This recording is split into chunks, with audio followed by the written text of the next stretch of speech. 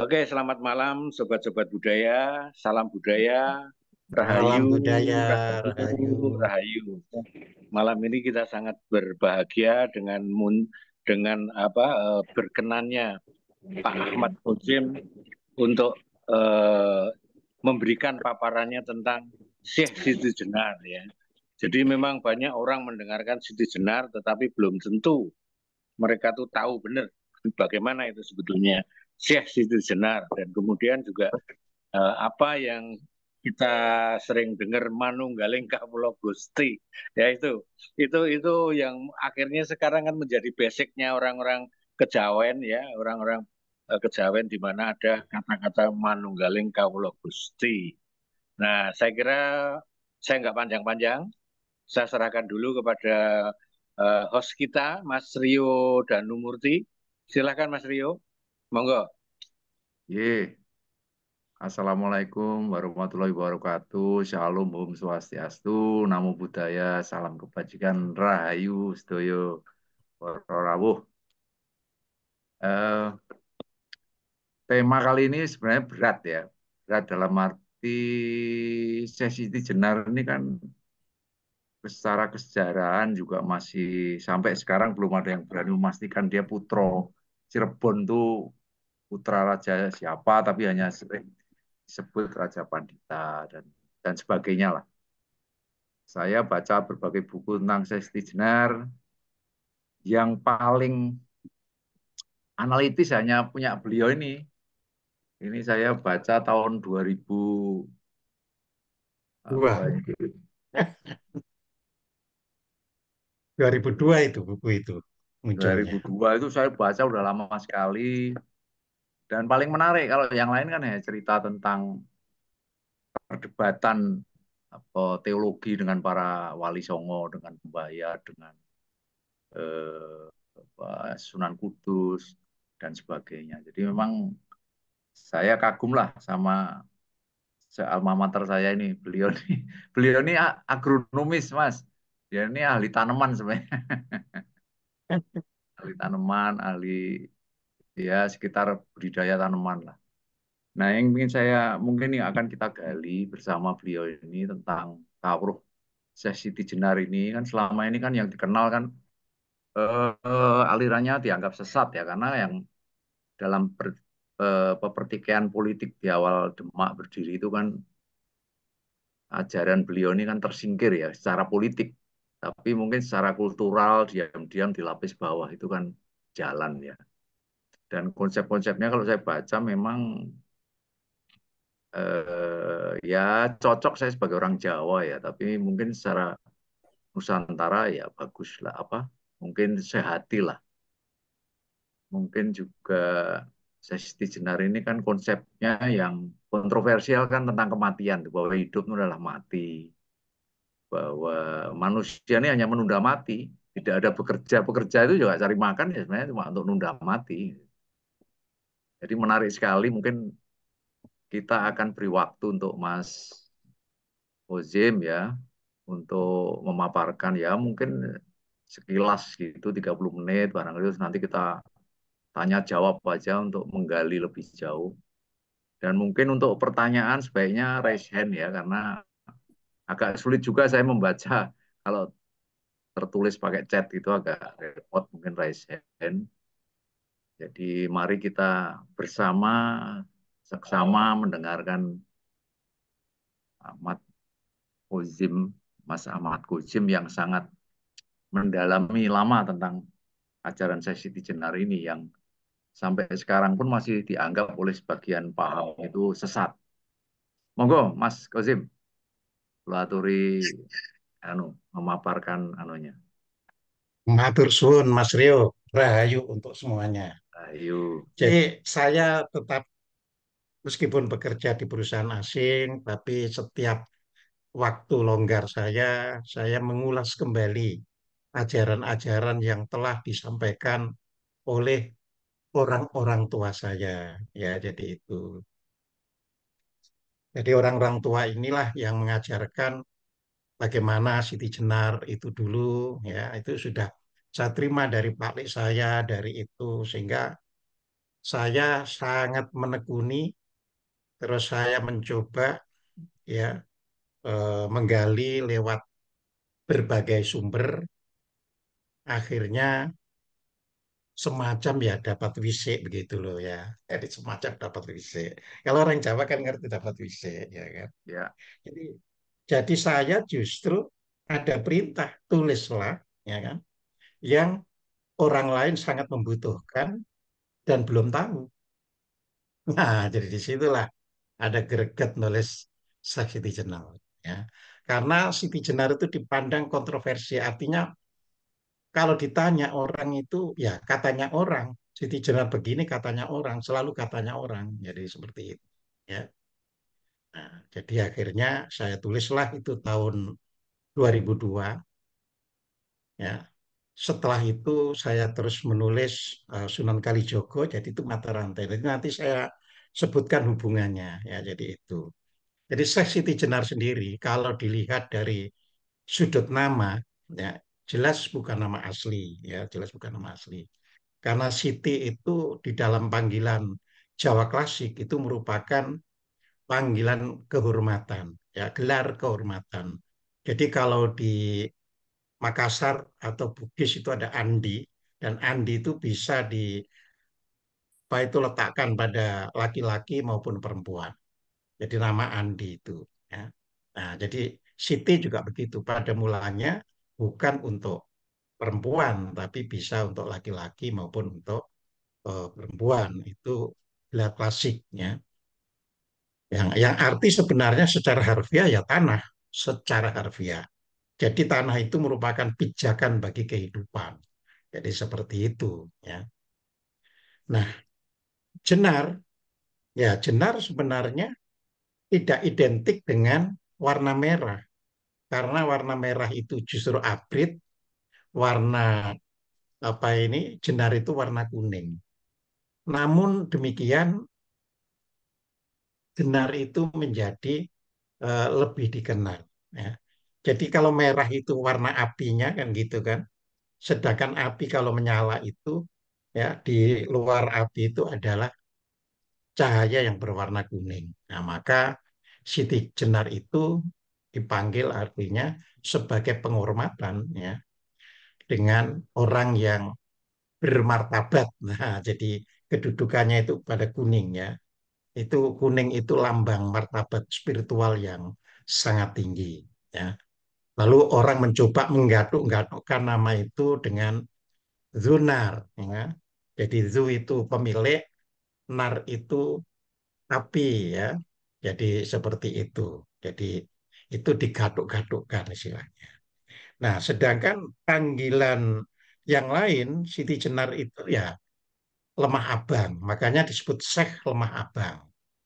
Nama Syekh itu sendiri menunjukkan bahwa beliau itu adalah eh, orang yang secara keilmuan itu babonya ilmu, istilahnya Syekh itu seperti itu. Ya kalau di Arab sendiri Syekh itu bisa pemilik harta yang sangat besar, ya, atau pemimpin kaum, ya, maka itu juga disebut Syekh. Atau para profesor itu juga disebut Syekh. Ya, kayak di Mesir itu gelar profesornya kan Syekh Ahmad siapa, jadi seperti itu. Ya, jadi itu sudah gelar puncaknya.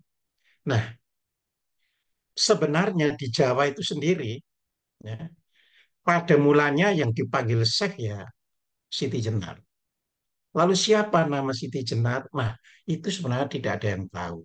Cuma Pak Agus Sunyoto almarhum, itu meneliti sejarah, menurut beliau, itu namanya Abdul Jalil. Ya. Itu Pak Agus Sunyoto. Jadi kita bukan memasalahkan itu benar atau salah, cuma dari Pak Agus Sunyoto demikian.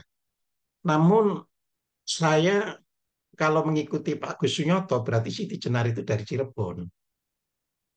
Namun saya ketemu sama garis-garis keturunan beliau, ya, garis keturunan beliau. Nah, itu justru mengatakan beliau aslinya dari Demak. Jadi dari Demak aslinya itu, gitu loh ya. Nah, suatu hari saya juga didatangi seorang metafisik Jawa, datang ke rumah, ya, datang ke rumah, ya, dan memperkenalkan bahwa dirinya dan saya itu sama-sama keturunan dari garis Siti Jenar. Jadi didatangi, jadi gitu. Ya, ya. Saya sebagai tamu ya terima hormat sebagai tamu. Cuma pemberitahuan itu saya anggap sebagai tambahan informasi, hanya seperti itu. Tapi orang yang berpikir sebagai akademisi, ya saya tidak tahu apakah betul itu apa itu ada di Demak dan dia maupun saya itu keturunannya, ya saya tidak tahu. Ya, cuma itu adalah yang ada. Nah, kemudian Siti Jenar itu sebenarnya guru, ya, guru dari semua wali sebenarnya. Makanya dia sendiri yang disebut Syekh. Nah, ada sesuatu yang apa itu melenceng di dalam kehidupan ini, yaitu wali itu diartikan sebagai wali dari bahasa Arab, yaitu sebagai pemimpin, sebagai penyebar agama. Padahal di dalam bahasa Jawa kuno, wali itu adalah jabatan setingkat adipati yang ditempatkan di pesisir. Jadi wali itu sebenarnya jabatan adipati yang setingkat adipati dan ditempatkan di pesisir. Sehingga pada mulanya sebelum ada Islam masuk, siapa yang jadi adipati-adipati di pesisir itu? Ya bisa orang Hindu, bisa orang Buddha, bisa orang Cina dan sebagainya. Karena itu definisi ada di Kamus Jawa Kuno, ya. Tapi belakangan dibelokkan itu sebagai apa ini eh, searab, ya. Kebetulan kan bahasa Arab juga punya kata wali, sedangkan bahasa Jawa Kuno juga punya kata wali. Hanya saja di dalam bahasa Jawa Kuno artinya itu tidak tunggal. Jadi wali itu bisa jabatan setingkat adipati, bisa juga ya raja taklukan, bisa juga. Bisa juga wali itu artinya adalah eh, orang yang menjadi dokter. Jadi dokter, wali-wali itu juga pada mulanya itu dokter. Ya. Istilah itu digunakan. Jadi seperti itu. Nah, makanya di sini kita ini menerima tinggalan sejarah yang rancu, yang campur aduk. Nah, oleh karena jabatan adipati, maka gelarnya itu Sunan. Jadi makanya ada Sunan Kalijogo, Sunan Ampel, Sunan Giri, Sunan Gunung Jati, dan sebagainya. Itu jabatan resmi sebagai adipati. Dan kelak dilanjutkan oleh Raja Solo. Makanya sampai sekarang mempergunakan ya Sri Sunan Pakubuwono. Nah, jadi itu. Ya. Jadi Sunan itu bukan pengajar agama. Ya, cuma karena budaya agama itu juga ingin menguasai kita, jadi ingin menjajah kita istilahnya. Ya, jadi dikatakan para wali-wali itu adalah penyebar agama Islam. Ya. Nah, perlu diketahui semua akhirnya ya menjadi pembelokan sejarah. Sekarang sudah mulai dibuka kan, misalnya wayang dikira buatan Sunan Kalijogo, tapi ternyata sejak zaman Majapahit sudah ada. Contohnya seperti itu. Nah, jadi itu yang dikenal. Nah, Siti Jenar sebagai apa itu eh, gurunya para wali, ya kan? Itu juga ada di suatu kerupak. Kerupak itu semacam lempeng dari tembaga yang sekarang disimpan di Ferrara, Itali. Siti Jenar itu dipanggil pangeran, jadi Kanjeng Pangeran, ya. Jadi di situ. Nah, disitulah memang diskusi tentang kedudukan Tuhan di alam semesta ini. Nah, Siti Jenar akhirnya dikenal sebagai orang yang eh, dianggap ya menyatakan manusia dan Tuhan itu manunggal. Ya. Padahal Siti Jenar sudah menjelaskan dari sudut hakikat tidak pernah manusia dan Tuhan itu berpisah. Karena kalau berpisah itu artinya di semesta ini antara Tuhan dan manusia itu memiliki ruang dan waktu sendiri-sendiri. Padahal agama Islam sendiri mengajarkan bahwa ya Tuhan itu tidak bertempat, ya, artinya tidak ada di dalam ruang, ya, tidak ada arah, ya, tidak ada rupa, tidak ada waktu baginya. Jadi semuanya itu adalah ya, manifestasi ketuhanan itu sendiri. Dan dari diskusi-diskusi itu, semua paling nerima kok. Cuma Siti Jenar diingatkan, Kanjeng Pangeran, tapi itu nggak bisa dibuka secara umum di masyarakat. Karena bisa salah pengertian, gitu loh. Ya, jadi itu. Tapi semua Kalijogo, semuanya itu betul. Ya memang antara Tuhan dan manusia itu ya tidak makan tempat sendiri-sendiri. Karena manusia itu sendiri adalah manifestasi dari ketuhanan. Makanya kalau orang Islam di dalam Al-Quran dinyatakan dalam surat Al-Hadid bahwa Tuhan senantiasa bersama kalian dimanapun kalian berada. Yang namanya bersama ya nggak pernah berpisah. Jadi seperti itu. Nah, mengapa akhirnya sangat ditakuti ya perihal Manunggaling Kaulo Gusti itu? Ya, karena ini punya konsekuensi logis gitu loh ya. Jadi bagi Siti Jenar, Manunggaling Kalau Gusti itu ya artinya implikasinya di dalam kehidupan itu raja dan kawulo itu pun harus manunggal. Ya, ingat pada waktu itu raja itu adalah ditinggikan, ya kan seperti itu. Nah, jadi sebenarnya bagi Siti Jenar ya, ya kalau kita ingin maju ya, dan dia sudah bisa menyaksikan bagaimana Barat berada kan. Jadi Kawulo dan Raja itu ya harus itu. Ya, tidak bisa terpisah. Jadi di situ. Karena tidak ada raja kalau tidak punya Kawulo gitu loh kata Siti Jenar itu. Begitu pula tidak ada Kawulo kalau nggak ada rajanya. Jadi kalau dibesarkan ke Tuhan semesta alam ya Tuhan jadi tidak ada kalau tidak ada ciptaannya. Ya kan? Jadi seperti itu. Jadi adanya Tuhan ya karena ada ciptaannya yang bisa mengakui keberadaannya. Jadi kalau tidak ada ciptaan yang bisa mengakui keberadaannya, ya Tuhan sendiri menjadi tidak ada. Begitu pula kawula juga tidak ada kalau tidak ada kekuatan mastering, ya, penguasa di jagat. Jadi itu nggak bisa dipisah-pisahkan. Ya. Tetapi implikasinya sangat menakutkan. Nah, ini yang menjadi masalah. Ya, sangat menakutkan bukan saja raja takut, ya kan Raden Patah itu akhirnya memanggil bahwa Siti Jenar harus melakukan sholat Jumat di Masjid Demak. Tapi buat Siti Jenar loh, lah kalau namanya ngabekti kepada Tuhan ya nggak perlu kan harus di Masjid Demak gitu loh. Bahkan di tempatnya sendiri bisa. Kan itu kan. Tapi itu dianggap pembangkangan. Nah, jadi di situ. Karena dianggap pembangkangan, ya punya konsekuensi kan. Berarti harus disingkirkan. Jadi itu kan tradisi yang bukan demokrasi kan selalu begitu. Berbeda berarti harus disingkirkan kan itu kan. Nah dari segi ulama, ulama juga ketakutan.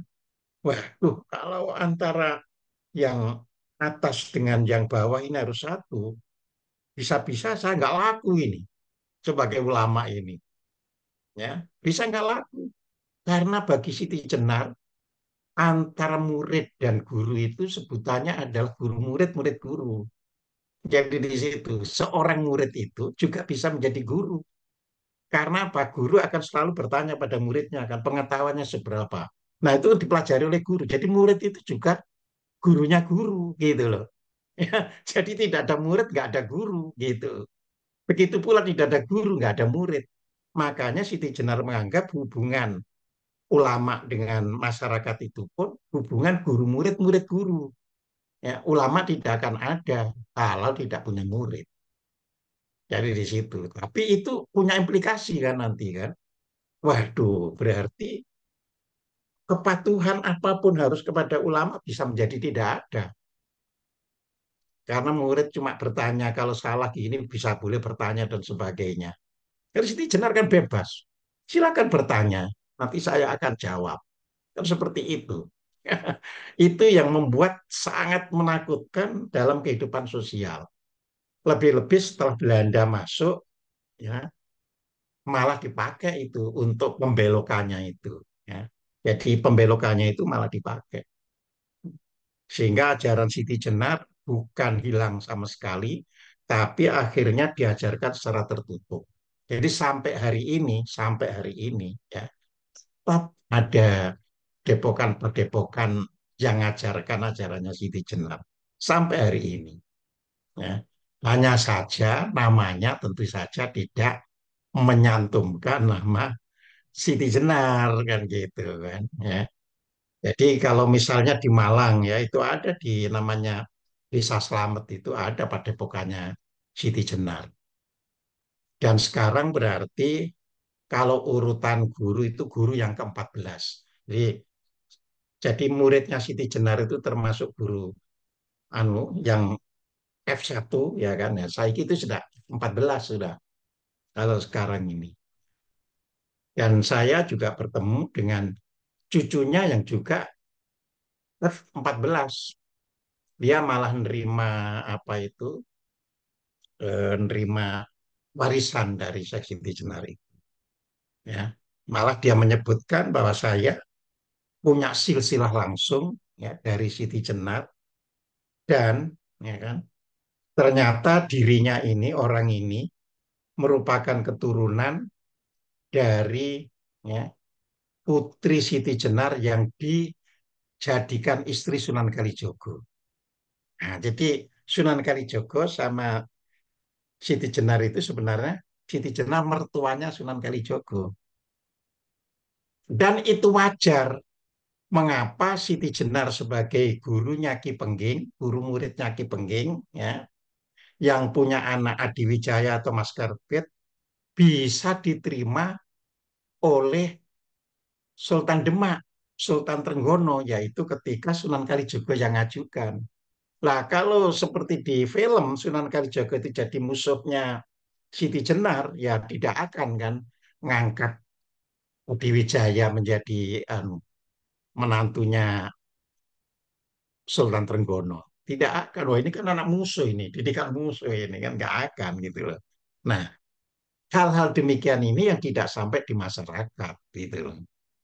Jadi Sultan Trenggono ya kan punya putri, lalu putri itu dinikahi sama Sultan Adiwijaya. Sultan Adiwijaya itu muridnya Sunan Kalijogo, ya kan. Nah, padahal di sisi lain Sunan Kalijogo juga muridnya Siti Jenar sehingga diambil menantu kan gitu jadinya ya. Nah, makanya kalau itu dibuka semua ya nanti juga membuka kerajaan Mataram secara total. Itulah sebabnya dalam buku Centini Jilid 2B yang akan terbit, ya kan, itu saya urai. Jadi di mana sebenarnya makamnya Sunan Kalijogo itu ada.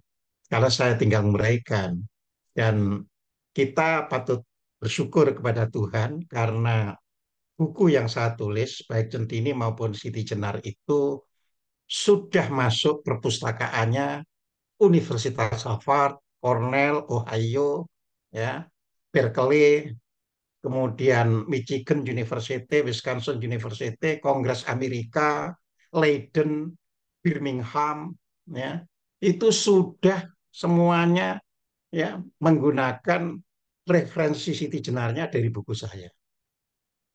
Nah, jadi itu dari situ ya kan kita sebenarnya ya bersyukur kalau kita dari Indonesia sudah masuk di situ. Tapi prihatinnya buku-buku saya itu justru tidak ada di perpustakaannya universitas di Indonesia. Nah, itu prihatinnya. Padahal di Harvard yang besar begitu ada, ya di Amerika itu kemarin saya lihat itu, saya kan dikirimi itu dari Wisconsin, Michigan, Washington University, ya, Berkeley, terus apa itu Ohio, Cornell itu ada semuanya. Cuma di Indonesia jadi nggak ada. Nah, itu anehnya orang Indonesia. Tapi ngengkel kan gitu, ngejel orang Indonesia itu gitu loh ya. Nah, sebagai tambahan, secara buku Sesiti Jenar itu saya tulis sebanyak 4 jilid. Ya. Jadi yang pertama adalah makna kematian, yang kedua adalah makna kehidupan, yang ketiga adalah makrifat kasunyatan jilid 1 dan makrifat kasunyatan jilid 2.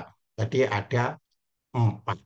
Ya, di sinilah pada makrifat kasunyatan itu ada ilmunya Siti Jenar, bagaimana cara moksa dan sebagainya. Dan itu bisa dipraktekkan dan sudah banyak yang mempraktekkan. Jadi artinya mereka yang ngaji pada saya sudah banyak mempraktekkan, ya, mantra moksa yang ada di buku Makrifat Kasunyatan jilid 2. Ya, jadi itu seksi Siti Jenar, Makrifat Kasunyatan jilid 2. Ya, jadi ada seorang apa ini Brigadir Jenderal Purnawirawan lagi koma terus, ya kan, lalu istrinya nelpon saya, Pak, bisa dibacakan mantra moksa ini.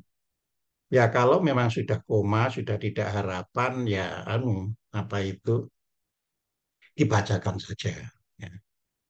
Ketika dibacakan malah bangun dari komanya. Ketika bangun dari komanya katanya, loh saya kok dibangunkan gitu.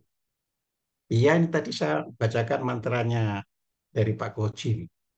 Kalau gitu dibacakan lagi mantranya supaya saya selesai. Jadi akhirnya dibacakan lagi dan langsung meninggal. Jadi tidak koma lagi. Ya.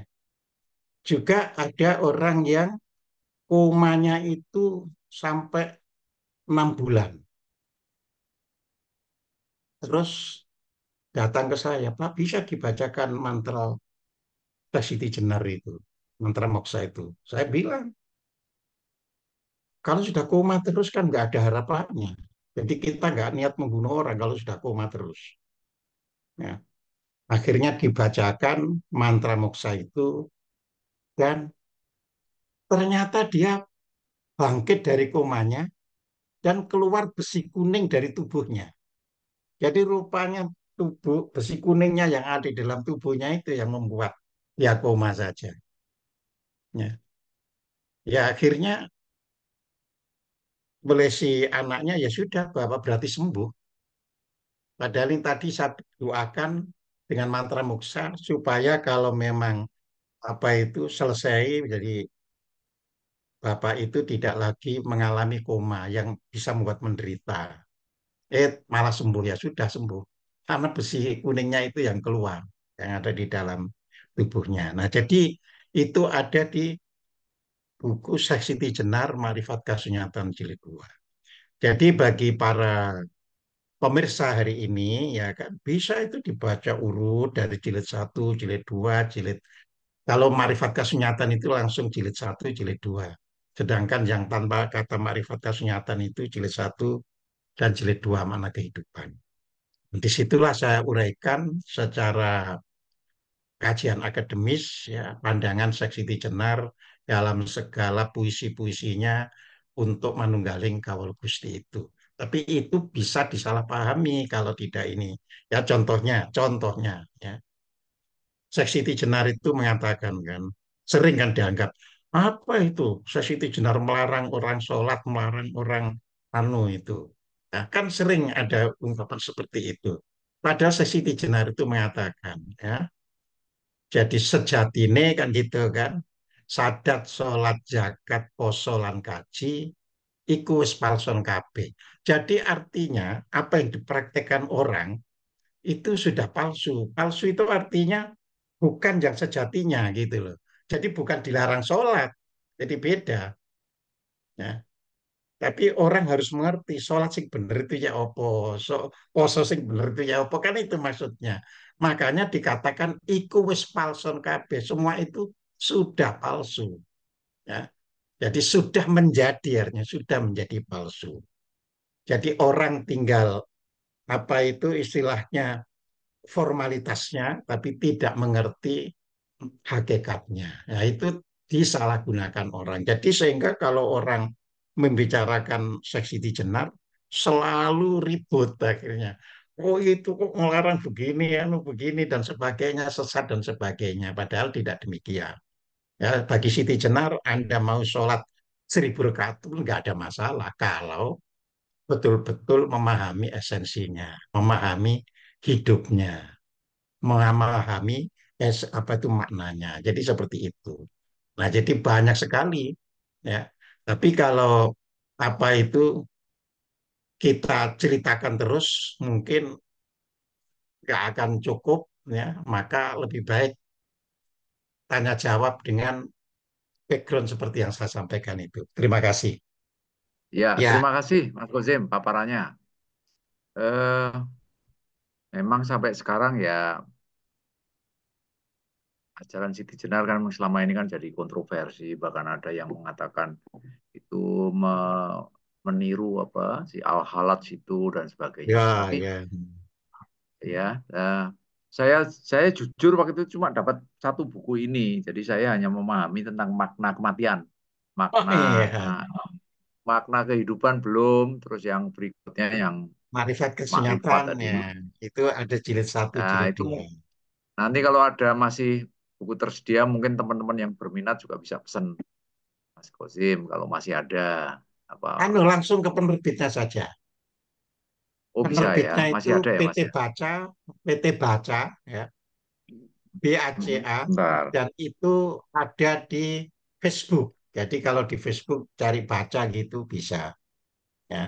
Atau di Google Oh bisa. bukan, bukan Serambi ya Mas, bukan Serambi ya. Sudah pindah dari tahun 15 Oh pindah, dipindah oke. semuanya ya. Jadi itu PT BACA. Baca. Ya, BACA. ya. Oke. Nah mungkin mohon teman-teman yang mau bertanya klik raise hand ya.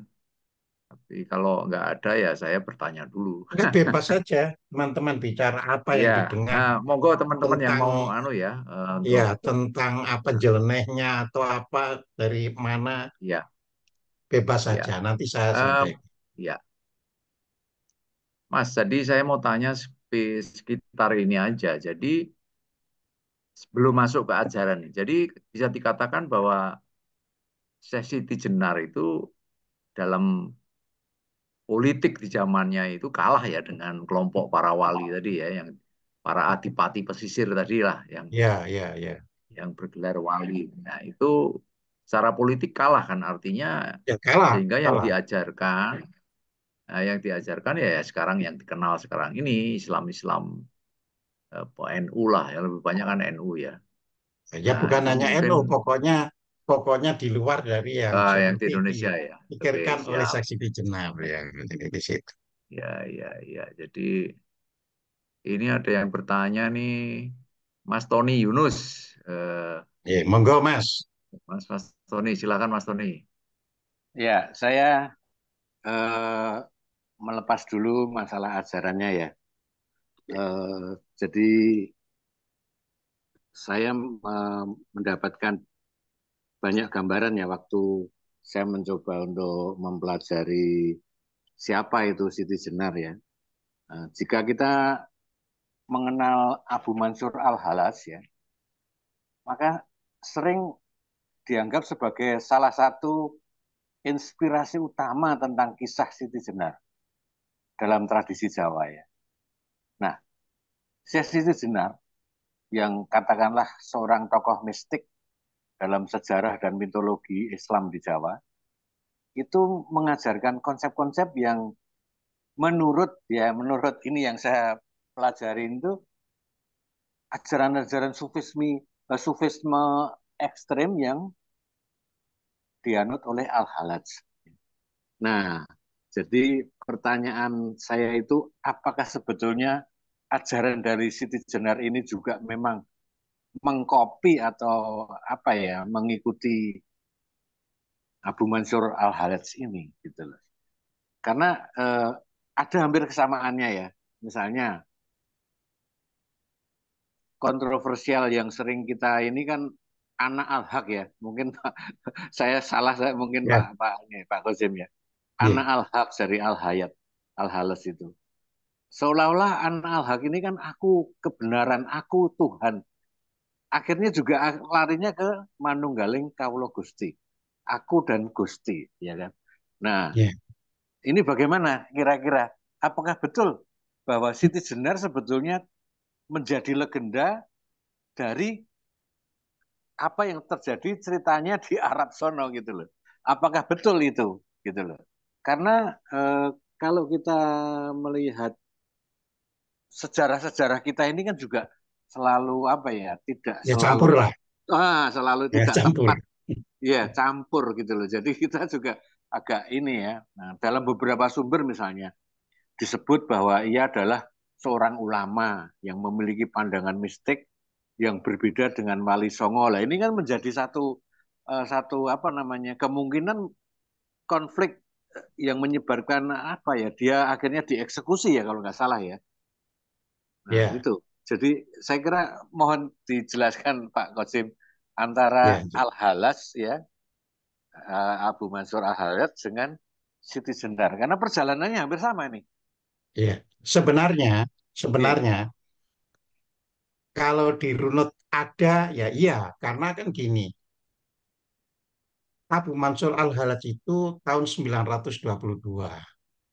nah, Ya, sedangkan Siti Jenar tahun 1400. Jadi artinya ada selisih paling tidak 450 tahun.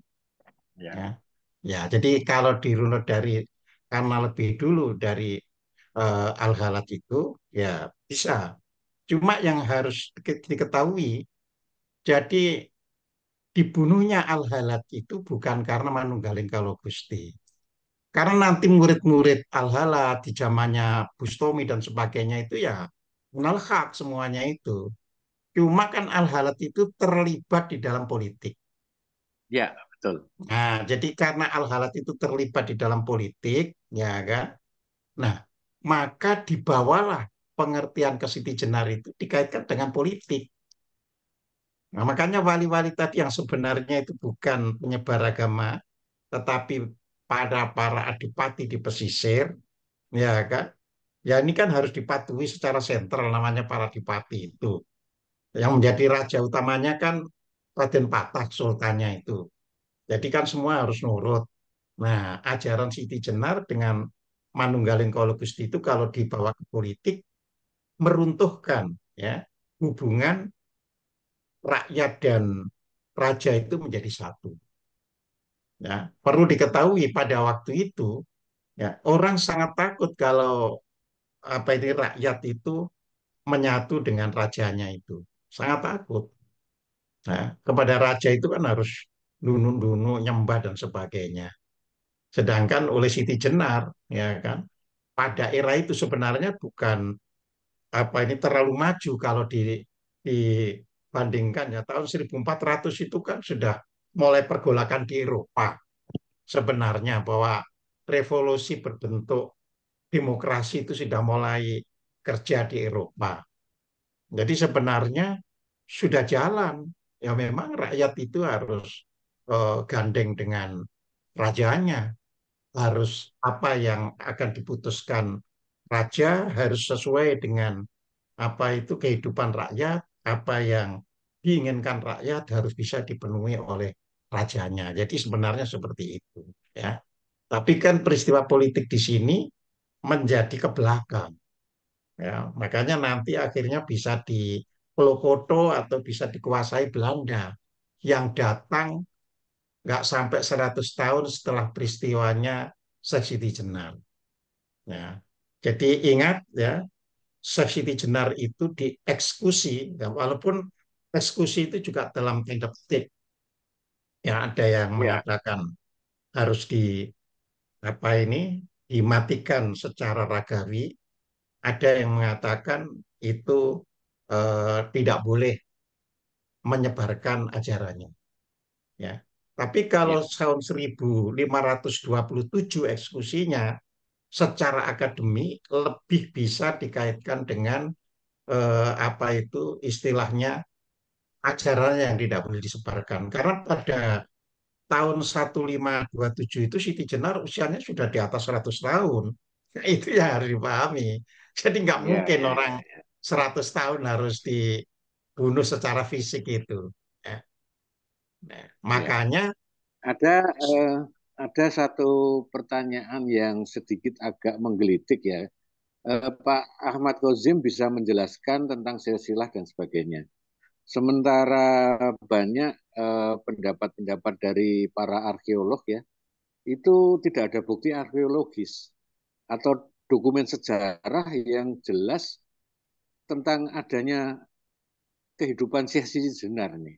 Nah, apakah ini hanya legenda yang akhirnya berkembang, yang menjadi cerita rakyat dan kemudian juga menjadi satu aliran kepercayaan yang ada di Jawa? Nah, mungkin ya saya tidak tahu ya apakah saya belum baca buku-buku dari Pak Ahmad ya, apakah bukti arkeologis bahwa Siti Jenar itu ada hidup benar itu bagaimana kira-kira Pak Ahmad? Mohon maaf. Ya. ya begini, kalau secara arkeologis ya sebenarnya penyanggahnya hanya satu, Profesor Simon dari Universitas Gajah Mada yang sudah almarhum, ya, karena dia menganggap Syekh Siti Jenar adalah Sunan Kalijogo sebelum bertobat. Hmm, Nah, hmm. jadi artinya sebenarnya Sunan Kalijogo gitu, loh, tapi sebelum bertobat gitu ya.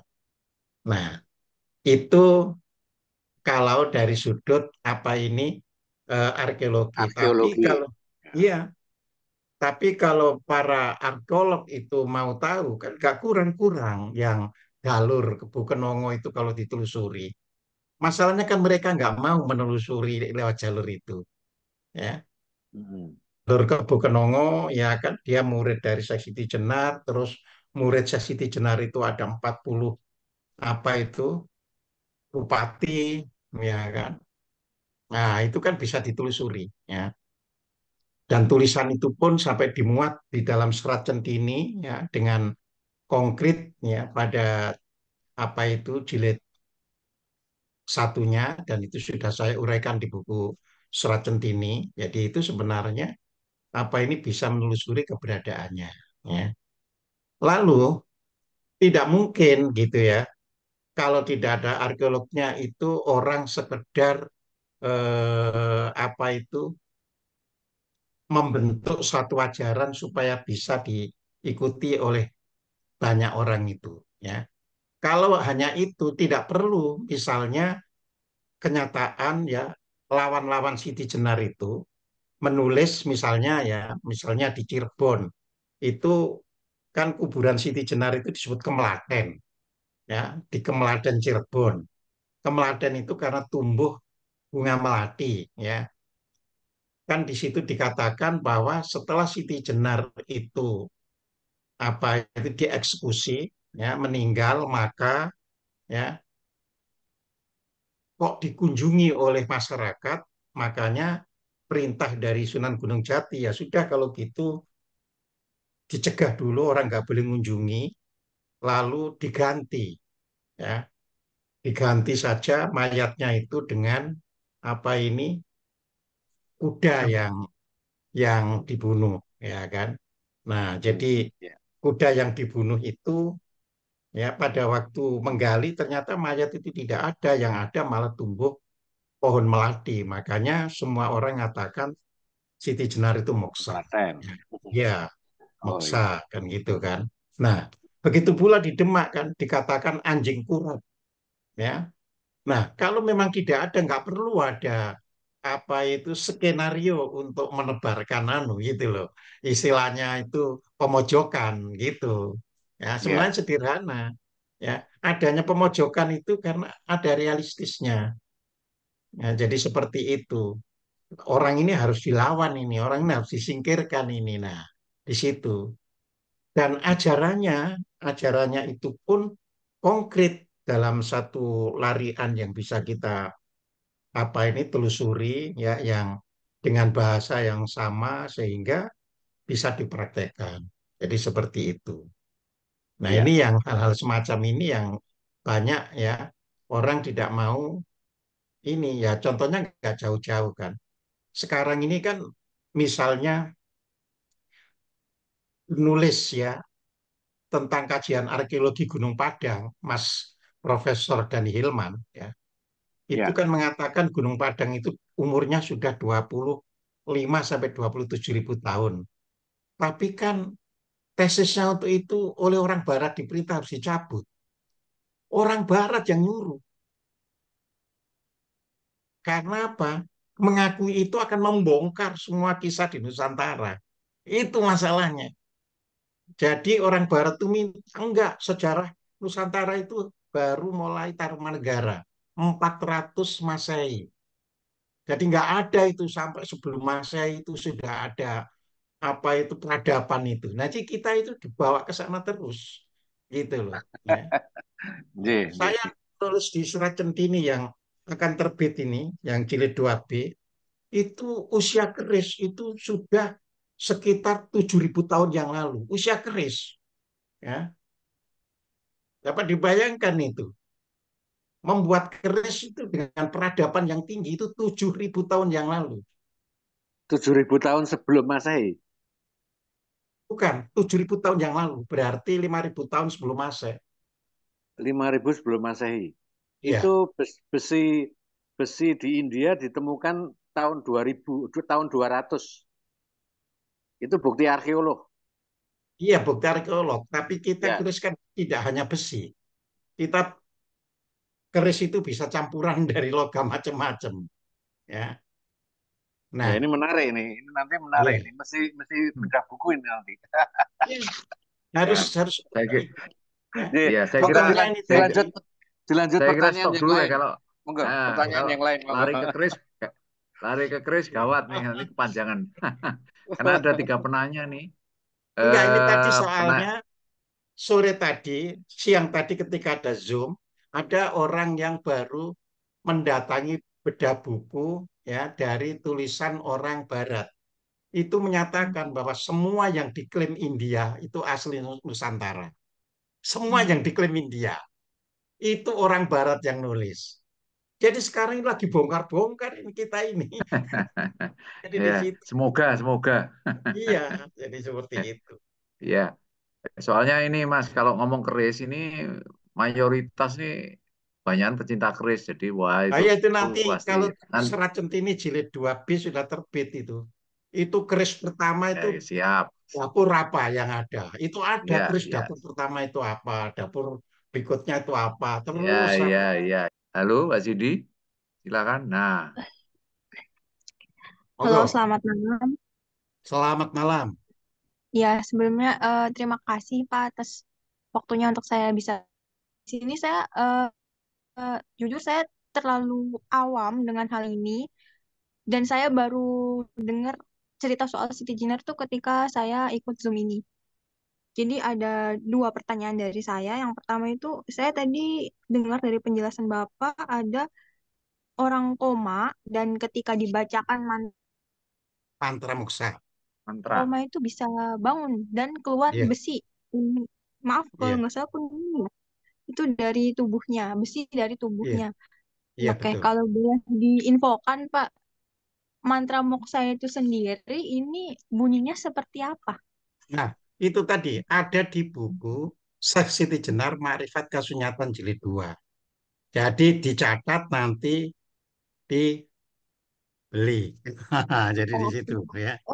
Untuk seandainya beli itu melalui Facebook ya Enggak tadi ada di boleh Shopee, diinfokan. di Anu ada, semuanya Oh, sudah ada ya. Bisa di Shopee, bisa di Anu gitu ya. Itu oke mantra untuk muksa. yang iya, yang kedua Pak, saya ada pertanyaan ini. Saya kan sebagai orang Muslim Pak, tadi saya dengar penjelasan dari Bapak itu Siti Jenar itu sebenarnya tidak menyuruh untuk berhenti sholat, melainkan itu ada beberapa pengertiannya yang salah. Siti Jenar itu tidak menyuruh berhenti sholat, tapi buat apa sholat jika tidak tahu hakikatnya? Loh, lah ya itu tadi, Siti Jenar betul Iya, kan nggak nyuruh orang berhenti, cuma iya dia betul. bertanya. Iya.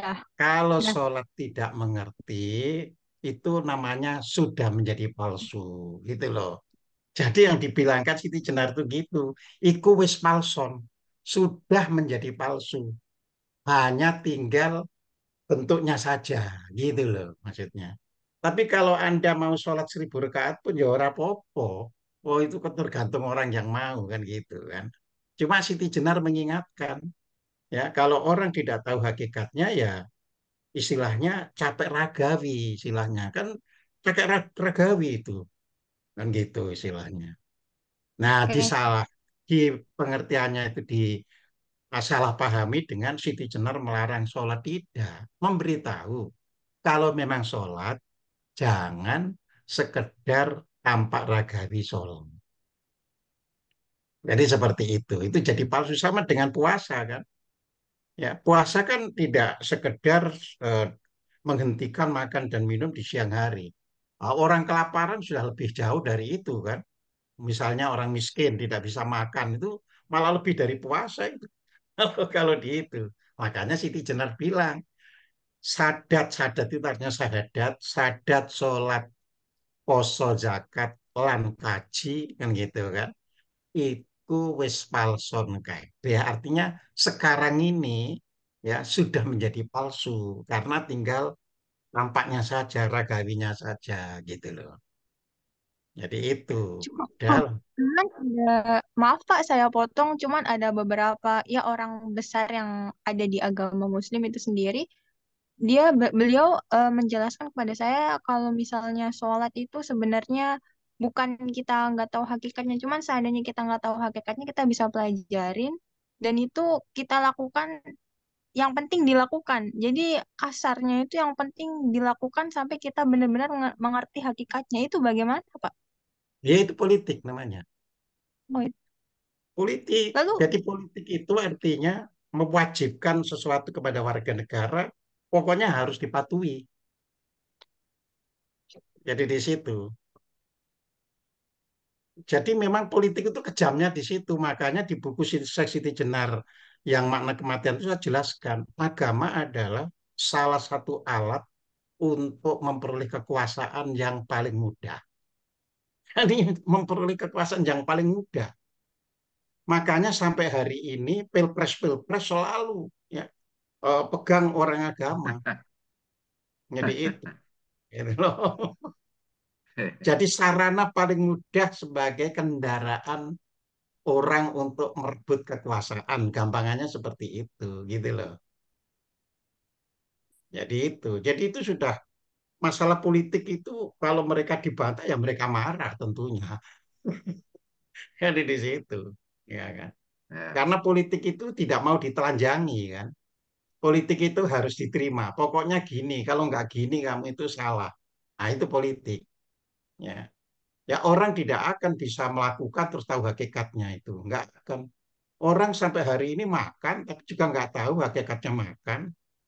Seperti itu. Nah, Siti Jenar mengatakan kalau makan, ya kita hidup itu bukan untuk makan itu untuk umur selamanya, tapi just untuk mempertahankan hidup saja. Sekedar untuk mempertahankan hidup. Makanya we born to die. Kita ini dilahirkan untuk menyongsong kematian. Begitu kata Siti Jenar. Jadi kita ini hidup justru untuk menjemput kematian. Ya, kalau hanya itu gitu loh. Ya. oke, gimana, Mbak Cindy? Puas? oh, oke Pak, mungkin saya nanti bisa pelajarin lagi Oh bukunya boleh. dari Ya. Siti. Oke, oke. Selanjutnya nih, Pak Sarwi nih. Ini sahabat yang selalu kritis bertanya. Monggo Pak Sarwi, kameranya dibuka dong. Monggo, biar Mana ketok gitu loh. Iya toh? terus bengket. Ya, ya, Monggo, monggo, monggo. monggo. Saya yang simpel-simpel aja, Pak Kojim. Ya simpel mboten simpel sami mawon. Saya udah beberapa kali coba napak tilas ke Melaten Ya, yang di Kanggaraksan Cirebon itu. Meskipun pada waktu awalnya dulu, pada waktu datang ke sana, itu ketika memasuki makam Kemelaten itu orang itu do apa namanya melihat dengan kecurigaan lah gitu loh. Itu karena selalu diasosiasikan seolah-olah orang yang datang ke situ tuh arep golek pesugihan. Padahal saya konteksnya adalah lebih ke mencoba untuk eh, menyambung eh, keterhubungan spiritual dengan para ulama zaman dulu lah. Saya anggap Syekh Siti Jenar itu adalah salah satu ulama terkemuka. Tadi sempat disebutkan bahwa beliau hidup di sekitar 1400-an, itu masuk akal. Dan ya, beliau itu adalah sepupunya Syekh Nurjati, mertua sekaligus gurunya Sunan Gunung Jati. ya, Makanya di Kanggaraksan, saya makanya berkali-kali pengen ke sana. Waktu itu dan sudah sering ke sana lah gitu. Nah, eh, tapi sementara itu ada versi makam Syekh Siti Jenar itu juga ada di beberapa tempat yang lain, seperti di Jawa Timur, ada yang katanya di Trowulan atau di mana segala gitu loh. Nah, ini pertanyaan simpel saya itu adalah sakjane sing bener tuh yang mana gitu. Yang saya datengin yang di situ sudah jelas-jelas ada tulisan Sarian Syekh Siti Jenar itu bener atau enggak? Terima kasih. yes, pun Pak. Jadi gini Pak, ya, bahwa kalau secara silsilah memang itu ada di Cirebon, ya, karena Cirebon memang punya silsilah itu. Tetapi silsilah itu kan juga belum tentu, ya. Jadi ini perlu diperhatikan. Jadi silsilah itu juga belum tentu menunjukkan ya kebenarannya. Karena orang itu bisa saja nyantol-nyantolkan ya kayak misalnya cerita Habib sekarang itu kan nyantol-nyantolkan itu kan. Jadi seperti itu ya. Saya banyak memberikan pelajaran pada orang-orang yang akhirnya menunjukkan silsilahnya itu sampai pada apa ini Panembahan Senapati. Silsilahnya itu. Dan ini banyak orang maksudnya ke keluarga sana kok dihitungnya ada silsilah yang sama keluarga sana. Tapi silsilah itu selalu dibuat yang segaris dengan orang yang ngajukan apa ini silsilah itu. Artinya tidak ini cabangnya ke sana dan tidak. Ya ini terpunya anak ini punya anak ini hanya seperti itu ya. Makanya saya katakan tadi kalau silsilah itu secara urutan memang ada di Cirebon. Namun di Jawa Timur ya di Jawa Timur dan di Jawa Tengah juga ada orang yang pegang silsilah bahwa Seksi Jenar itu ya asli dari Demak. Nah, jadi di sini kan juga menjadi nanti kalau ahli sejarah pegangannya itu di Cirebon kan di kerajaan. Jadi itu ada silsilah tertulis berarti yang tertulis itu benar. Nah, itu bisa miss nanti artinya kita bisa eh, keliru dalam memahami kebenaran ya karena orang yang bertutur boleh jadi benar cuma nggak ada bukti tulis. Orang yang menulis boleh jadi salah, cuma secara fakta dia ada tulisannya. Jadi seperti itu. Makanya tadi saya katakan kita sebenarnya tidak tahu persis ya Siti Jenar itu asli Cirebon atau asli Demak. Sama-sama tidak tahunya ya. Masing-masing juga punya klaim saudaranya ya yang di Cirebon oh ini saudaranya ini punya turunan ini. Yang di Demak juga begitu. Ya. Jadi makanya tadi saya katakan bahkan ada orang yang datang ke saya, ya, ke rumah saya ini yang sekarang saya pakai sebagai Zoom ini, ya orang itu mengatakan ya, keturunan yang ke-13 dari Siti Jenar, ya. Keturunannya. Jadi ini putra ini putra ini, putra ini. Jadi seperti itu, ya. Kalau dihitung waktu ya benar kalau 1400 sampai sekarang mencapai keturunan yang ke-13 itu, ya. Jadi seperti itu. Nah, mengenai makam, makam itu kan istilahnya penghormatan dari para muridnya. Sehingga dimanapun, ya, Siti Jenar pernah mengajarkan, itu ditapak-tilasi sebagai makamnya. Jadi makam itu di situ tidak berarti kuburan. Makam ini kan bahasa Arab makom, ya kan? Makom, ya. Jadi tempat Siti Jenar mengajarkan ilmunya. Jadi itu makom, ya. Makanya di Mekah pun itu kalau yang berhaji itu kan di sebelahnya Ka'bah itu ada makom Ibrahim, ya. Jadi bukan kuburan Ibrahim. Nah, makam Syekh Siti Jenar dengan menggunakan bahasa kita K itu ada dari Banten, ya. Terus di Cirebon, lalu di Lemah Bang ini, Lemah Abang di Kerawang ini, ya. Di Salatiga juga ada, di Demak juga ada, di Lamongan Tuban juga ada, di apa itu Lombok juga ada. Saya pernah ke Lombok sana, ya, di sana ada makamnya Siti Jenar. Sama ketemu orang Malaysia katanya juga ada makamnya Siti Jenar di Johor, coba itu. Lalu ada orang yang Rio katanya juga ada di Rio ada makamnya Siti Jenar. Nah, tidak salah kalau itu tempat pengajarannya gitu loh. Yang salah adalah ketika kita menganggap itu kuburannya. Nah, itu yang salah gitu, ya. Jadi ini yang harus harus kita pahami jadi di situ gitu loh. Nah, ini yang harus kita pahami bahwa yang disebut makam-makam itu bukan kuburan, tapi jejak-jejak Syekh Siti Jenar mengajarkan ilmunya dan oleh para muridnya itu dihormati, ya, dihormati dengan ditandai dibuatkan kuburan, nah, kan gitu kan, sehingga supaya orang itu, ya, merasa oh ini dimakamkan di sini, akhirnya dari makam sebagai tempat pengajaran menjadi makam dalam arti kata kuburan, ya. Jadi seperti itu, Sarwit, ya. Terima kasih. Mungkin Satu ada lagi, lagi yang ditambahkan, ya.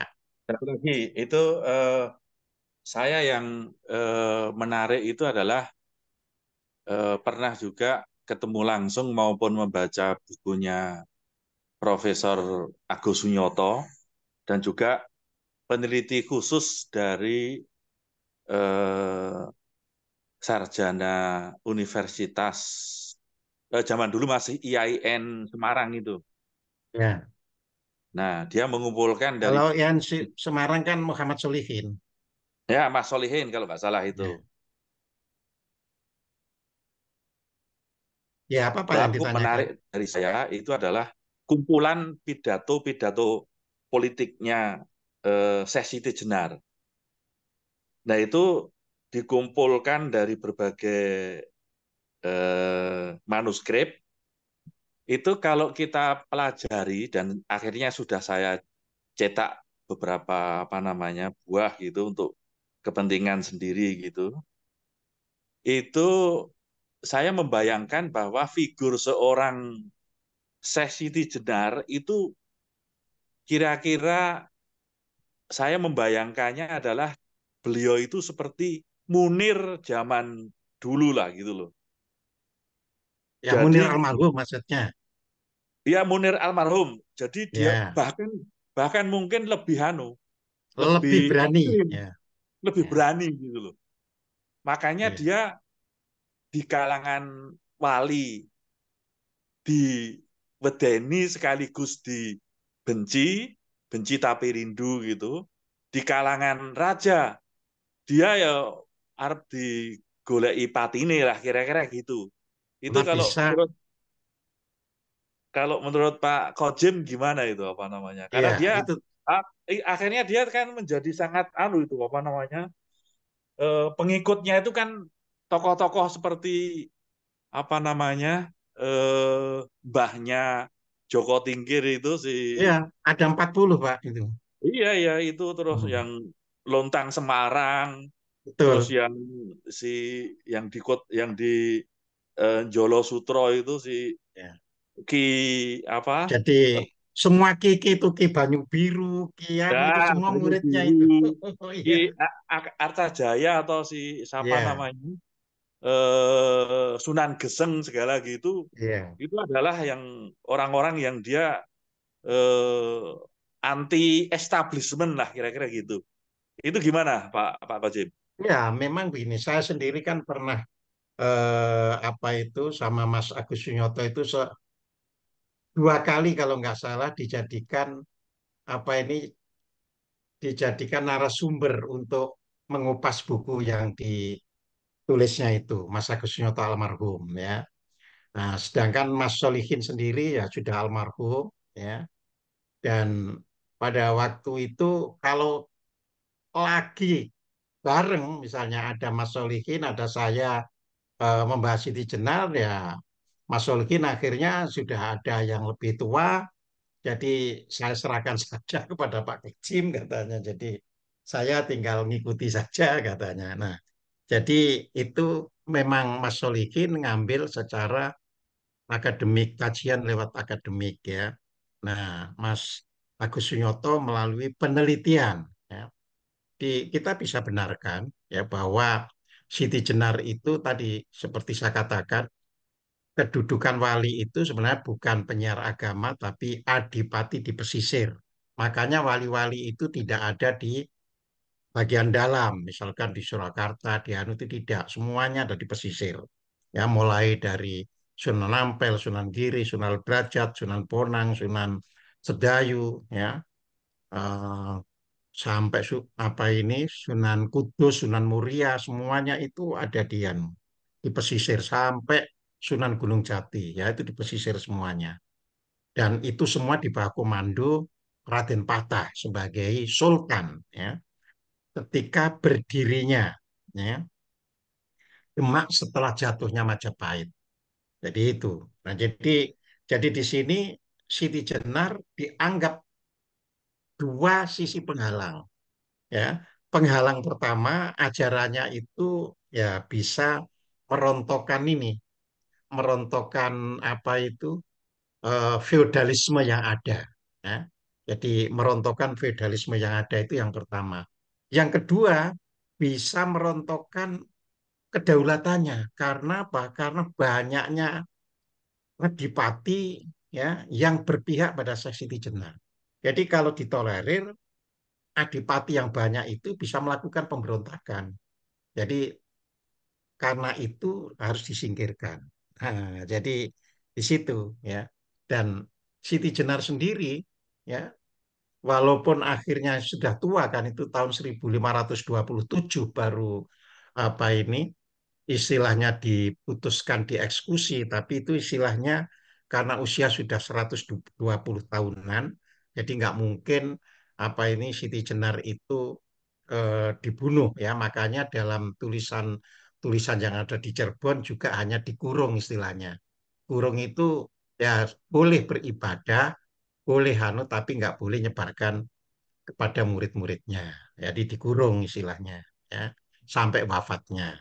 Jadi seperti itu ya yang di apa ini Jawa Tengah misalnya sama Jawa Timur banyak itu padepokannya itu. Sampai hari ini bisa kita telusuri padepokannya itu ya. Jadi di Malang saja ada dua padepokannya. Di Madiun ada, di Jogja ada sampai hari ini. Jadi masih banyak. Dan nanti baru tahu ciri-cirinya apa ini Padepokan Siti Jenar kalau belajarnya sudah tuntas. Sebab kalau di awal itu mereka tidak mau membukakan. Jadi oh ini Siti Jenar, ini tidak. Ini orang dibiarkan tuntas dulu. Jadi seperti itu. Ya.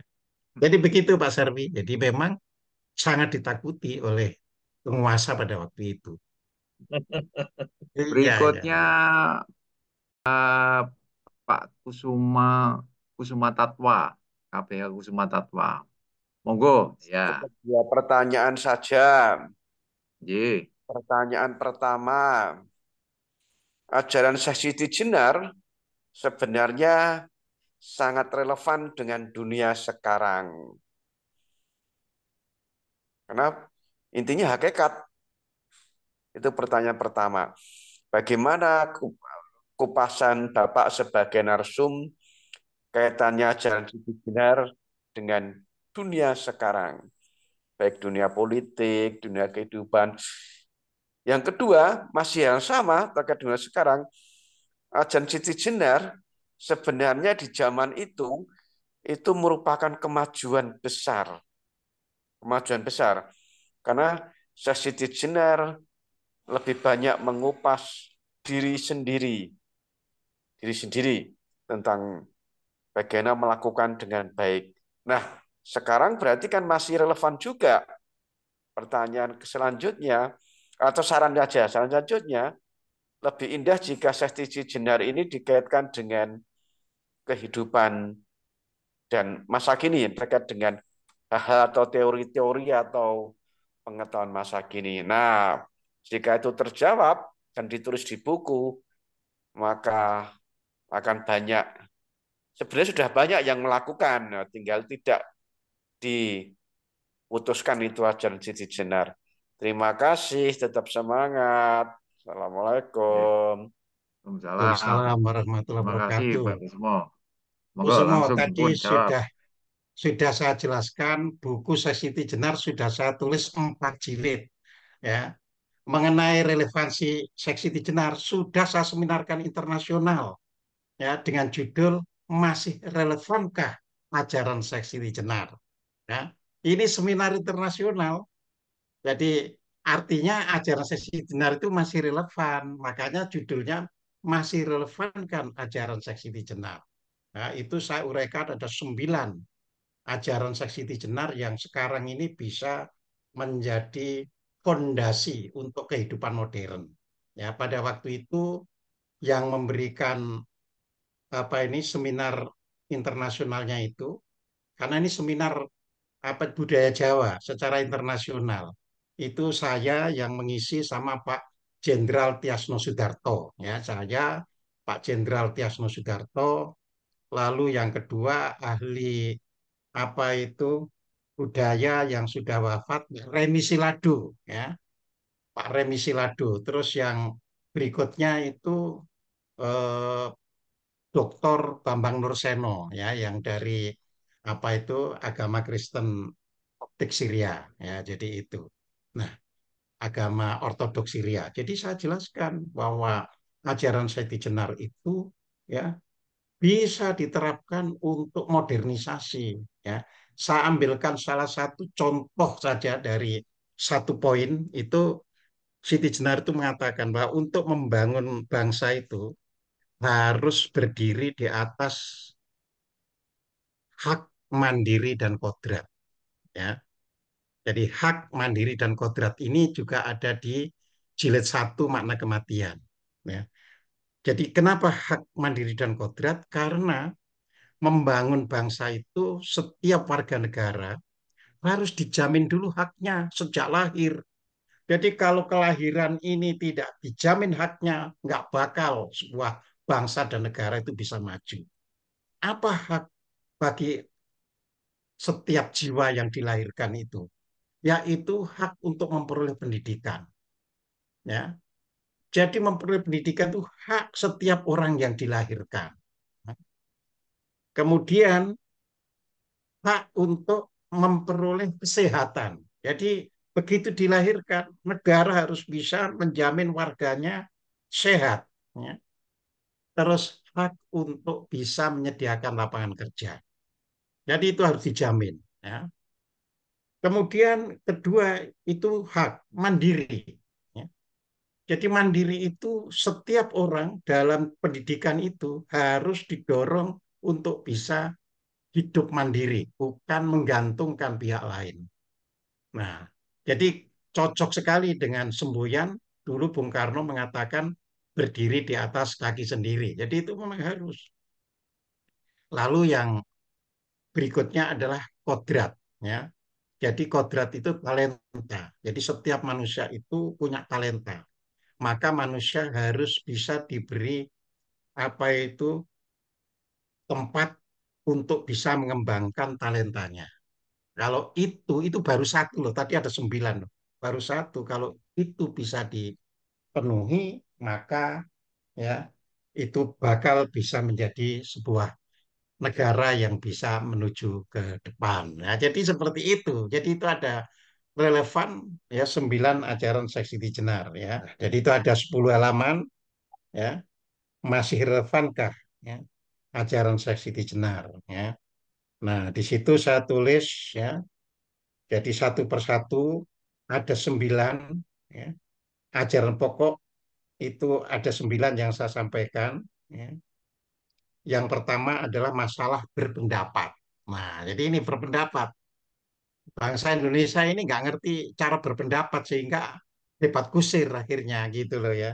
Kiti Jenar mengatakan orang itu harus bisa berpendapat dan pendapat itu bukan untuk benar dan salah tapi untuk menemukan sesuatu yang paling ya berfungsi bagi kehidupan bersama.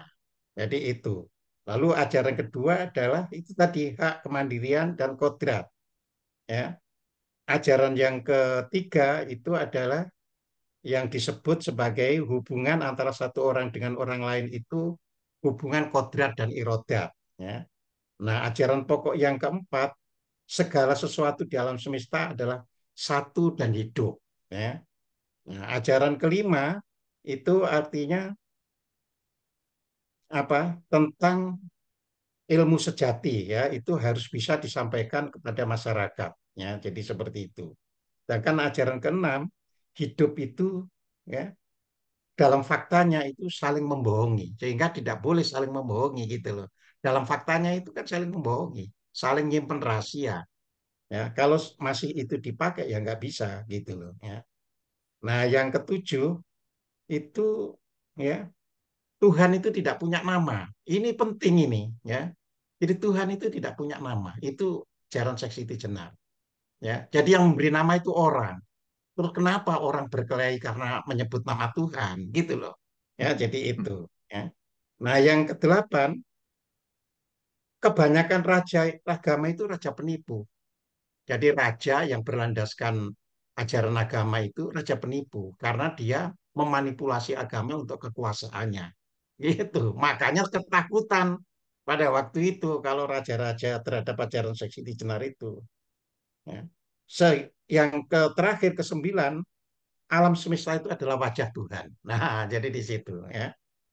Jadi seperti itu. Jadi sudah sangat relevan, tinggal dikembangkan dan sudah saya seminarkan secara internasional. Jadi itu ya. Oke, Mas, karena masih ada beberapa pertanyaan. Nanti yang berminat nanti yang dikirim ke saya kirim ke admin KCB itu apa poin-poin yang disampaikan Mas Kozim tadi. Nah ini berikutnya karena masih ada beberapa penanya nih. Tadi Mas Dipo Nugroha, habis itu Mas Bambang Irawan. Ya, saya kira Mas Dipo tadi sudah present paling awal ya. Silakan Mas Dipo Nugroha. Nanti Ya, habis ini Mas Assalamualaikum Bambang Irawan. warahmatullahi wabarakatuh. Waalaikumsalam warahmatullahi Waalaikumsalam wabarakatuh. warahmatullahi Ya, wabarakatuh. terima kasih atas kesempatannya. Ini menarik bicara tentang Syekh Siti Jenar. Eh, Pertanyaan saya sebenarnya begini ya. Kebetulan saya menulis buku tentang Serat Darmo Gandul yang kurang lebih ya, kalau keyakinan banyak orang dari tradisi tutur diyakini sebagai warisan luhur. Jadi padahal dari penelitian saya terbuktikan bahwa Serat Darmo Gandul itu karya sastra modern ditulis oleh Tunggul Wulung dan memang ada kaitannya dengan persebaran agama tertentu. Maka kisah tentang Wali Songo itu bisa aneh dan kisah tentang Majapahit itu bisa menyelisih sumber primer sejarah. Ya. Begitu pula kalau kita misalkan belajar tentang banyak kisah di tradisi oral Jawa ya,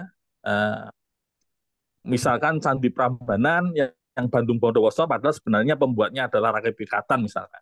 Nah, sama juga terkait dengan kajian yang Pak Khodim lakukan ini, metode apa yang Bapak lakukan? Apakah misalkan menggunakan metode production criticism atau menggunakan metode filologi atau menggunakan metode apa di dalam memverifikasi satu teks ya yang tanda petik ya, yang ini adalah produk modern, yang ini memang kuno, yang ini ada bukti pendukungnya, yang ini primer, yang ini bukan primer.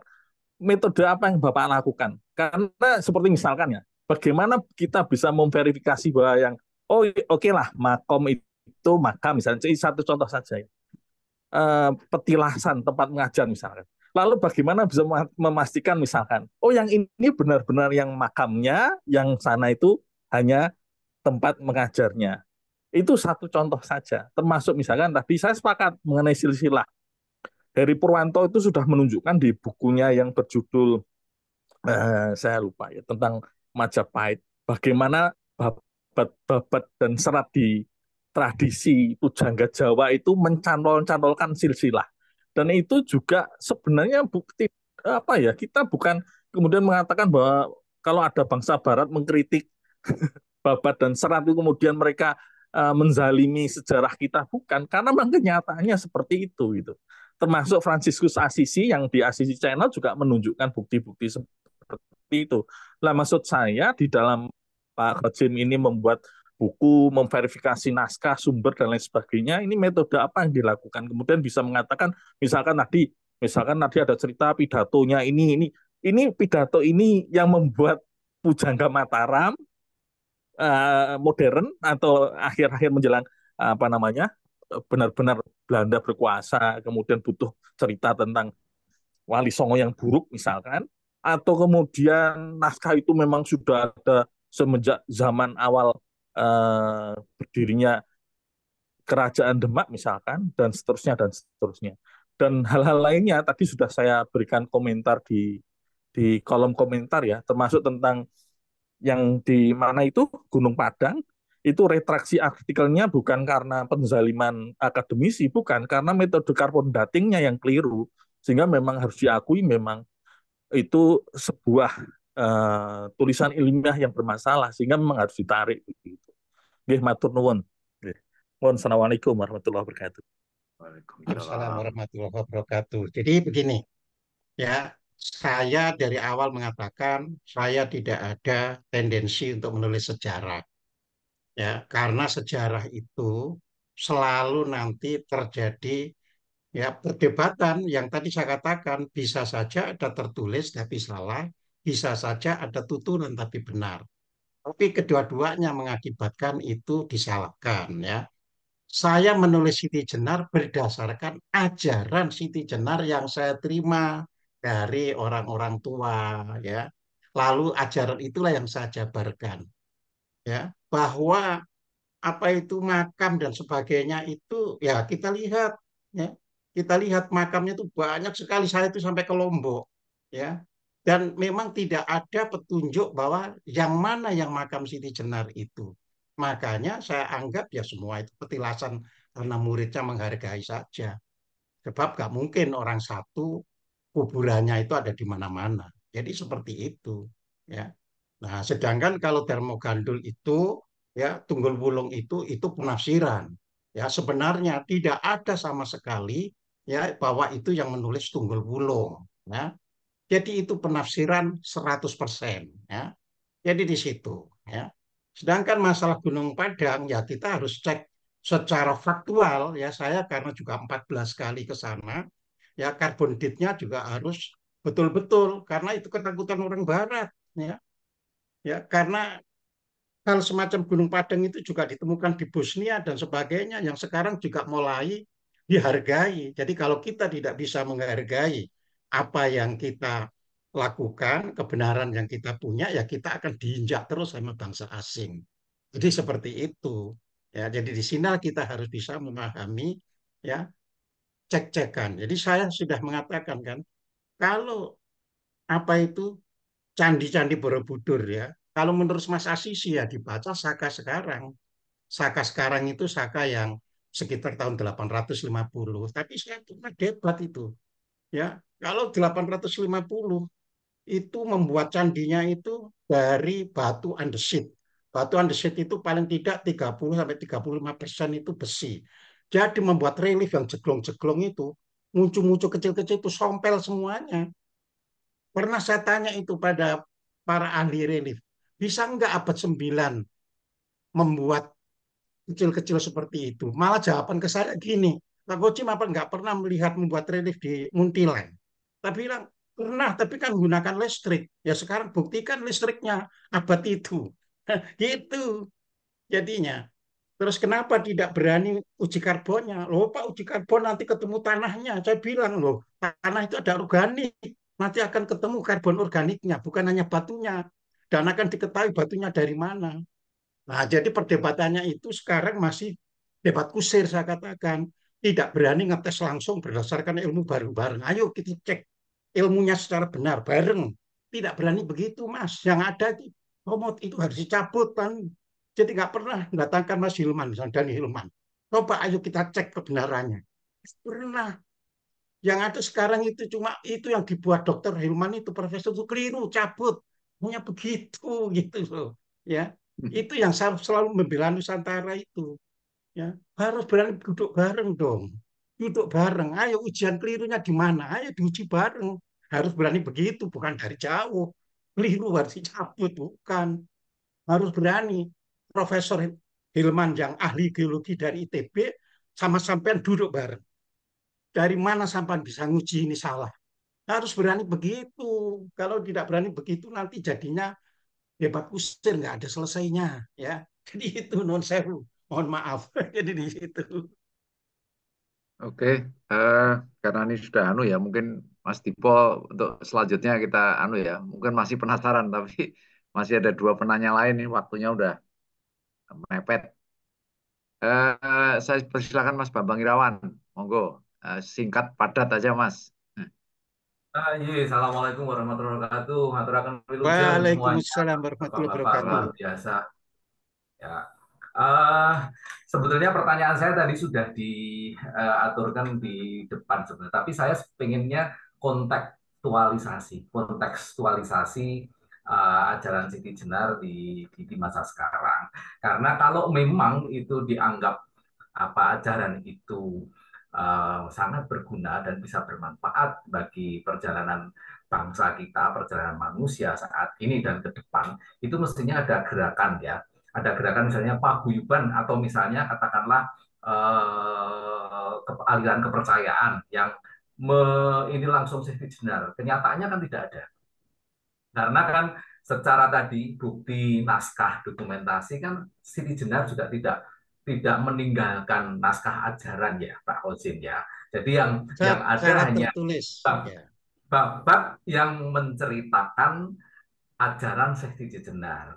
Dan itu luar biasa penulis babaknya itu, misalnya babak Demak yang di dalamnya itu. Jadi tadi sudah diinikan, tinggal saya nanti coba membaca bukunya. Tapi yang saya butuhkan sebetulnya kontekstualisasi dan gerakan.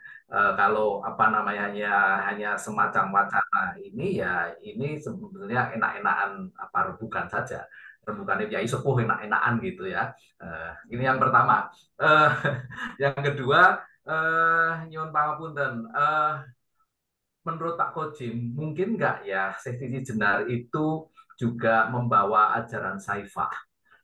Istilahnya rodo kecampuran atau terkontaminasi dengan saifah, karena konsep ketuhanan di dalam saifah itu juga sangat-sangat similar dengan konsep ketuhanannya Islam dalam tanda petik punyanya Siti Jenar itu. Yang kedua, kemudian yang ketiga ini agak sedikit Pak. Dalam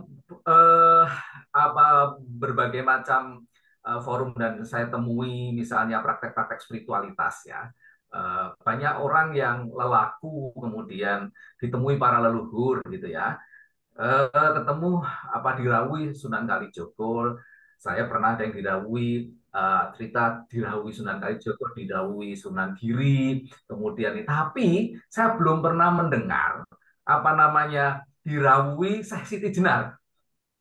Nah, ini kira-kira mengapa? Ini kira-kira mengapa?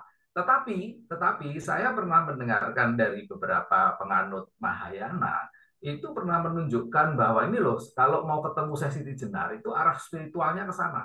Kalau menggunakan apa nama Haroko Sukmo, begitu. Tetapi saya belum pernah mendengar ini orang yang dipanggi Sesiti Jenar. Nah, ini mengapa dipanggil Sunan Kalijogo? Ya, dipanggil Pak Karno, Bung Karno, ya, dipanggil ini, tapi dipanggil Sesiti Jenar belum ada. Yang terakhir saran ya sekedap Pak Kojem, saya mengikuti beberapa podcast Pak Kojem di apa namanya Ngaji Roso atau di ini. Mohon Pak nanti kalau ini podcast lagi interviewernya itu mohon membuat daftar pertanyaan yang sistematis supaya apa namanya nggak asal tanya kecekeli kemudian saya iman gitu. Menurut saya yang di apa namanya di ini kan Pak Kojem ya harusnya sistematis, jadi non sewu ngalor ngidul jadi kemudian kurang sistematis. Datang Pak. Terima kasih anu moderator Pak Rio, matur nuwun sangat atas kesempatannya. Assalamualaikum. Matur suwun Mas Bambang. Jadi saya jawab dari yang paling belakang, ya kan. Dalam Ngaji Roso, saya diundang, tentu sulit untuk menyuruh orang yang menginterview itu harus begini dan begitu, ya. Ini yang harus juga dipahami. Sering saya ya mbok dibuatkan gampang Pak, nanti apa sesuai dengan permintaan netizen saja, ya sudah. Jadi seperti itu artinya. Jadi saya sebagai narasumber yang diundang tentu tidak bisa mendikte ya pihak yang menginterview. Jadi di situ. Nah, dua, masalah ketemu dengan Sesiti Jenar, ya. Tidak berarti kalau Mas Bambang tidak bisa ketemu atau orang lain nggak bisa ketemu. Itu yang juga harus dipahami.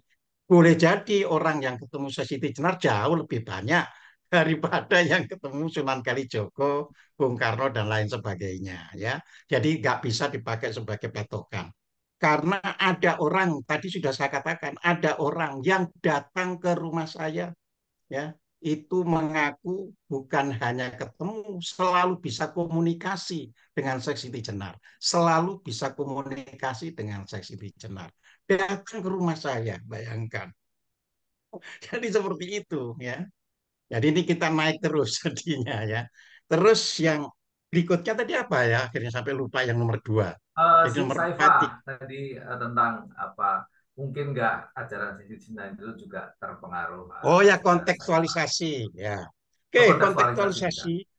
Ini kan masalah kontekstualisasi itu sebenarnya ini sudah bisa menyangkut politik, Mas. Tapi kalau padepokannya ada, padepokannya yang sekarang jadi profesor-profesor itu juga yang berguru dari apa ini padepokan Sesiti Jenar, ya, terus menghubungi saya banyak itu, ya.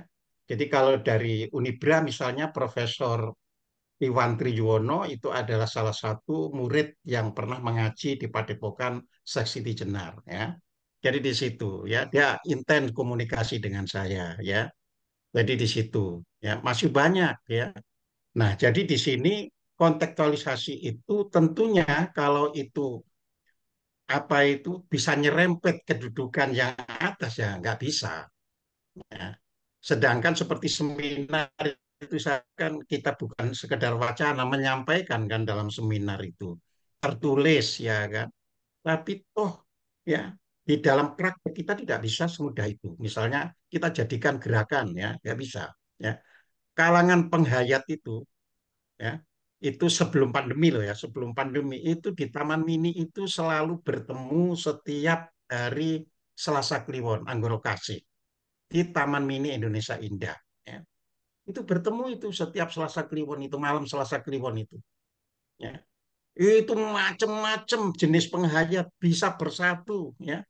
Ketika saya mengisi juga nggak muat-muat itu bukan padepokan ininya Serambi untuk ininya itu untuk pertemuannya itu, tapi tetap kan mereka nggak bisa tuh kalau itu diwujudkan di dalam suatu gerakan, ya. Jadi itulah yang menyebabkan hanya menjadi curhat. Ya orang-orang Jawen, orang kebatinan, orang kepercayaan, kok masih nggak boleh begini, masih nggak boleh begitu. Akhirnya hanya curhat sampai di situ, ya. Padahal mereka itu yang secara apa itu penduduk mungkin ya berjuta-juta, ya orang yang mengikuti penghayat itu berjuta-juta. Namun demikian di dalam praktek ya mereka ingin menikah dengan caranya sendiri nggak bisa. Masih seperti itu gitu loh ya. Jadi kalau sudah menyentuh politik, jawabannya jadi wallahu a'lam. Idealnya di situ ya. Jadi itu. Nah, yang paling puncak tadi apa? Apa sudah termasuk yang kontekstualisasi terus yang paling puncak tadi? Yang nomor satu pertanyaan ditanyakan. Saya kira cukup tadi ya, udah dijawab tiga kan dari bawah tadi. Ya, dari bawah memangnya. Iya. Oke Kenapa Mas dari Bambang ya. bawah supaya tidak lupa? Iya. Jadi itu. Oke Mas Bambang ya, mungkin dianggap cukup dulu deh, karena kalau terlalu dalam nanti penanya berikutnya nggak komanan, nggak kebagian.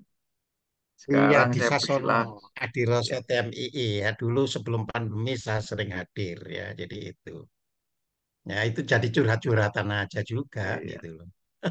Sekarang ini yang di saya Mbak Dinda Fitri ya. Tadi kayaknya ada Pak Arwani juga sempat raise hand ya. Apa betul Pak Arwani?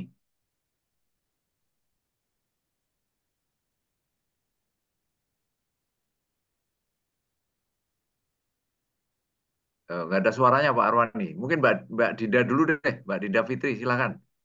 Mbak Dinda Fitri dulu. Loh, Silakan Mbak Mbak. Dinda. Nah, ini manggilnya jadi Nggih, sudah Mbak jadi Dinda ini. Iya. nggih mboten napa-napa. Salam Mohon Rahayu. Oke. mohon kameranya kalau sakit dibuka Ah, Mbak Mbak niki Fitri. saya lagi di luar karena saya tertarik tadi Oh ada iya, bisnis. iya, Kalau monggo, ada enggak apa-apa, ini ada. mau saya tidak bisa on cam, nggih Bapak. Iya. Terima kasih sebelumnya. Salam kenal. Saya Dinda Fitri. Saya tinggal di Jakarta. Salam Rahayu. Wilujeng dalu Rahayu, Mbak. Ya. sedaya. Rahayu, Oke, rahayu. terima kasih waktunya diberikan kepada saya. Astungkara bisa bergabung di sini bertemu dengan saudara-saudara sekalian. Eh, Langsung saja saya ke pertanyaan, Miki. Iya, Jadi langsung aja Mbak Fitri, Mbak Dinda Fitri, oke, monggo. oke. Sekarang ini semarak sekali Bapak tentang DNA. Oke. Nah, saya pun di sini seperti ingin gitu ya. Mungkin kan selama ini Pak Koji sudah eh, membuat manuskrip bahkan buku-buku yang sangat luar biasa tentang sesi degener. Walaupun saya mohon maaf memang belum ada mungkin yang sudah saya baca dan mungkin juga belum. Lalu kalau tentang ajaran itu sendiri, saya setuju bahwa sekarang pun sangat relevan untuk dipelajari. Bahkan pelajaran secara spiritual ke dalam diri itu sangat luar biasa. Itulah perjalanan sesungguhnya manunggaling kawula Gusti. Nah, ini saya sangat setuju dan pun saya berharap anak-anak generasi sekarang dan mendatang itu pun bisa untuk secara sadar meningkatkan kesadarannya belajar hal ini. Ini sangat bagus belajar ke dalam diri kita secara spiritual sehingga akan memberikan keselarasan pun kesejahteraan ya nanti dari diri orang-orang di sekitar dan juga eh, secara luas nantinya secara kenusantaraan. Nah, mohon maaf Pak Godin di sini secara DNA saya pernah mendengar bahwa sesungguhnya Syekh Siti Jenar ini apakah benar berasal mohon maaf dari Arab ataupun dari Cina atau bahkan dari Nusantara seperti kita gitu Bapak. Itu satu. Kemudian yang lainnya adalah secara global gitu ya seperti yang sudah Bapak teliti selama ini masa ajaran Wali Songo ini dimulai dari tahun berapa Bapak? Kemudian sampai tahun berapa dari yang Wali Songo ini? Kemudian pengaruh apa di dalam kerajaan-kerajaan yang ada di Nusantara? Karena tadi pun saya mendengar pasti akan berpengaruh gitu kan. Karena siapapun yang apa namanya menggunakan politik agama itu mungkin ada kepalsuan dalam perebutan satu kekuasaan dimanapun kita pelajari kehancuran Majapahit pun ada sisi-sisi politik di situ seperti itu. Mungkin itu pertanyaan saya, Pak Gojim. Silahkan saya menyimak. Monggo. Terima kasih, Mas Rio. Ye, matur Oke, nuwun Mbak Dinda matur Fitri. nuwun Mbak Dinda. Ya, Mbak. Ye, monggo jadi Pak Kosim. begini, ya, jadi Oke. begini. Kalau masalah DNA ya tentunya belum ada ya yang menguji sampai ke sana. Jadi itu tadi, kalau berdasarkan silsilah, banyak orang membuat silsilah. Ya, Sehingga kebetulan Mas Agus Sunyoto itu lebih menitik beratkan silsilah tertulis ya ditemukan di Cirebon. Kalau silsilah tertulis. Tapi kalau ya, silsilah tutur itu banyak di Jawa Tengah dan Jawa Timur. Ya, akhirnya itu tadi ya kebenarannya ya kita tidak tahu. Apakah betul? Ya kalau Nur dari Cirebon itu keturunan Arab. Kalau Nur dari Cirebon, kan gitu kan. ya, Tapi iya, kalau Nur dari Demak bukan asli orang Demak. Karena asli orang Demak itu bisa menjadi guru bagi Ki Pengging. Jadi seperti itu. Ya. oke, Hanya saja beliau anak bangsawan sehingga bisa sekolah di Timur Tengah. Itu kalau riwayat-riwayat yang saya terima. Ya. Nah, ya. sedangkan mengenai apa itu yang kedua tadi apa Mbak? Yang terakhir Yang tadi? kedua, ini apa namanya, periode pengajaran dari Wali Oh Songo periode tersebut. ya. Jadi ini perlu saya luruskan dulu. Sebenarnya itu bukan Wali Songo ya. Oke, Maka ini saya luruskan di buku Serat Centini Jilid 2B yang akan terbit ya. Ya namanya Serat Centini ya memang dari buku Serat Centini cuma saya ulas panjang lebar ya. Jadi itu Serat Centini Jilid 2B itu dari Serat Centini Jilid 2-nya. Jadi Serat Centininya Serat Centini yang ini ya. Yang ini tapi kita ulas ya. Yang jilid 1 itu saya ulas sampai 700 halaman ya. Jadi di situ ya. Jadi saya ngulas. Makanya sampai bisa masuk di Universitas Harvard ya, di Berkeley, di mana-mana bisa masuk di Leiden ya, bisa masuk karena saya ulas ya berdasarkan ajaran. Nah, jadi itu bukan Wali Songo tapi Wali Sangha. Karena Wali kosakata Songo. Arab belum masuk di zaman Wali Songo itu.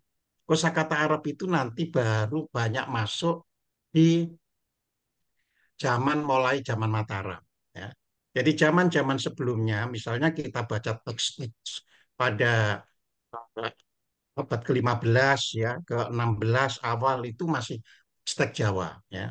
Jadi belum tersentuh oleh teks Arab ya. Atau misalnya Serat Centini yang 12 jilid ya. Ini secara bahasa ya, secara bahasa itu kan ditulis Serat Centini itu ditulis tahun 1814 sampai dengan 1823. Itu saja ya. Nama nama-nama seperti Islam, Allah itu jarang sekali disebutkan. Masih disebutkan yang Widi, yang Manon, yang apa itu Wiseso, ya, yang Sukmo masih disebut seperti itu. Jadi artinya pengaruh bahasa Arab belum masuk banyak ya. Nah, jadi sebenarnya itu Wali Sangha dua-duanya bahasa Jawa kuno. Wali itu adalah adipati yang ditempatkan di pesisir. Ya, adipati yang ditempatkan di pesisir. Jadi sebelum Islam masuk, yang jadi adipati atau jadi wali itu ya bisa orang Buddha, bisa orang Hindu, bisa orang Cina dan sebagainya. Karena belum ada paspor. Jadi itu sistem bernegara kita ya pada waktu itu semua migran itu ditempatkan di pesisir, semua migran ya itu bisa kita telusuri seluruh Indonesia. Jadi dari Sumatera, Jawa, Kalimantan, semua migran itu ada di pesisir. Kalau yang tidak migran itu di pedalaman ya. Nah, yang di pesisir ini kan harus ada yang mimpin.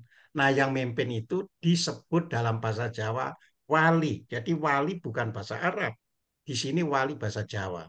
Terus sangha ya. Sangha itu dewan. Jadi itu dewan para adipati di pesisir. Jadi seperti itu ya. Nah, baru berubah pemegangnya itu beragama Islam itu sejak tahun 1400-an. Ya, dimulai dari zaman Malik Ibrahim. Jadi dimulai dari situ.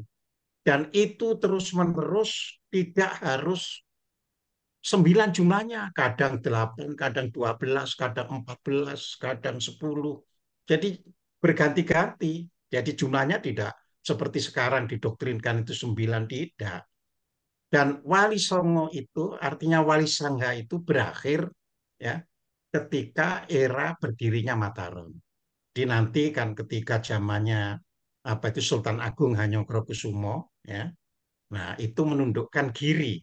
Sejak itu ya kekuatan para Sunan di pesisir utara runtuh dikuasai oleh Mataram. Sehingga tidak ada lagi Wali Sangha. Nah, jadi di situ ini yang harus kita Iya, pahami. Ini rancu sekali soalnya gitu loh ya. iya, iya. Jadi makanya yang terakhir yang jadi penasehat dari Mataram ya Sunan Kalijogo.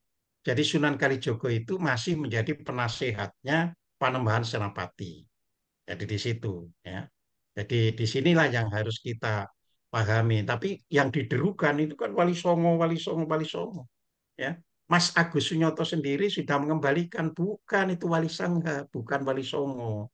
Ya, Wali Sangha itu artinya dewan para bupati atau para pimpinan di pesisir. Jadi di situ. Ya.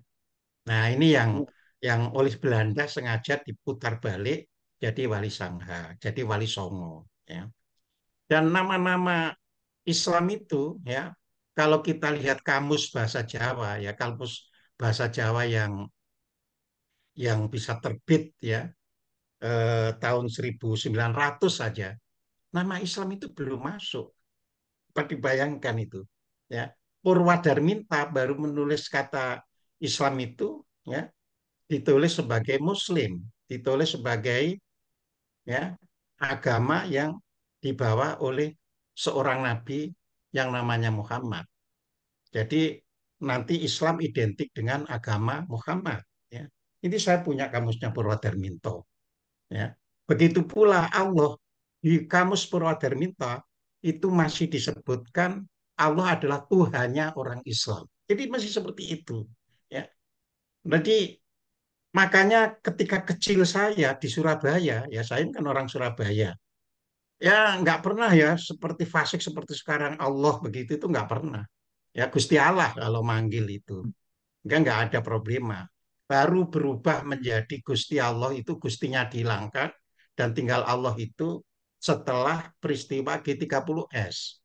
Nanti tahun 70-an, ya tahun 70-an itu mulailah guru-guru agama di SD itu jangan mengucapkan Allah, tapi Allah. Itu baru tahun 70-an. Coba dibayangkan itu. Ya, jadi seperti itu ya. Nah, jadi ada peristiwa secara politik sebenarnya yang membuat kita ini semakin jauh dari apa ini hal-hal yang pernah berkembang di negeri ini. Nah, saya sekarang jadi ingat apa yang disampaikan Mas Bambang Irawan yang pertama kali tadi, apakah ada pertemuan ajaran dari ya Timur Tengah sama Jawa. Iya ada sudah pasti.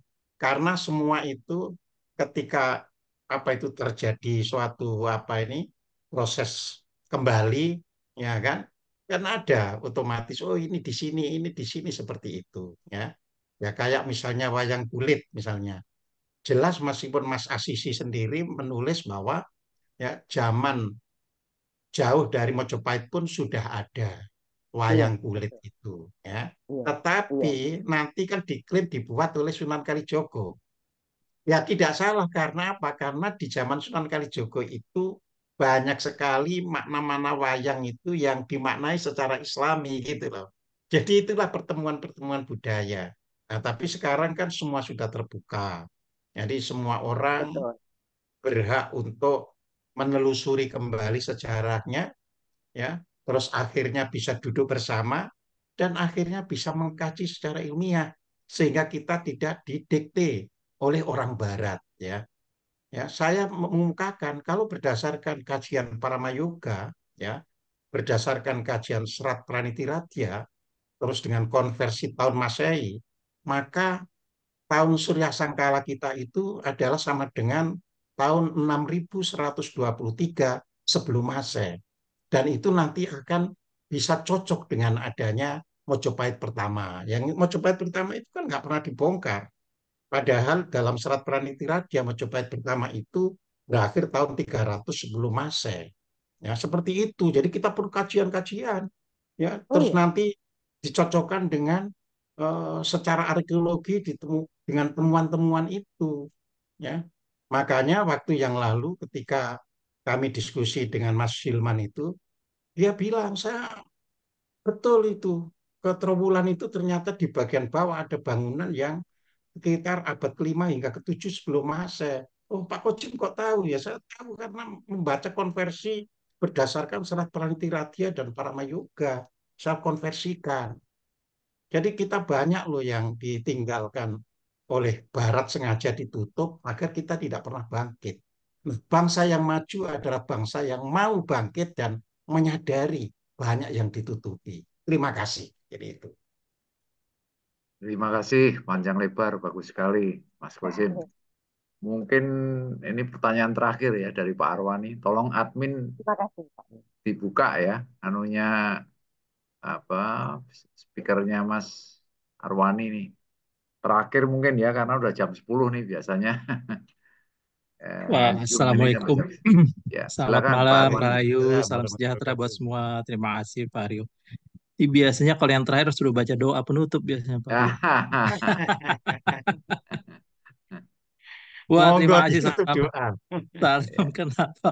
Ozim Silakan nih. Pak Arwani. Iya, saya sangat berbahagia lah malam ini bisa ketemu langsung dengan penulisnya. Saya udah kebetulan aja sih, udah sempat baca bukunya Pak, semuanya Pak. Saya udah Sudah 4 jilid tamat gitu. semuanya ya. Iya, saya udah baca Ya. itu. Terima Memang kasih sih, banyak.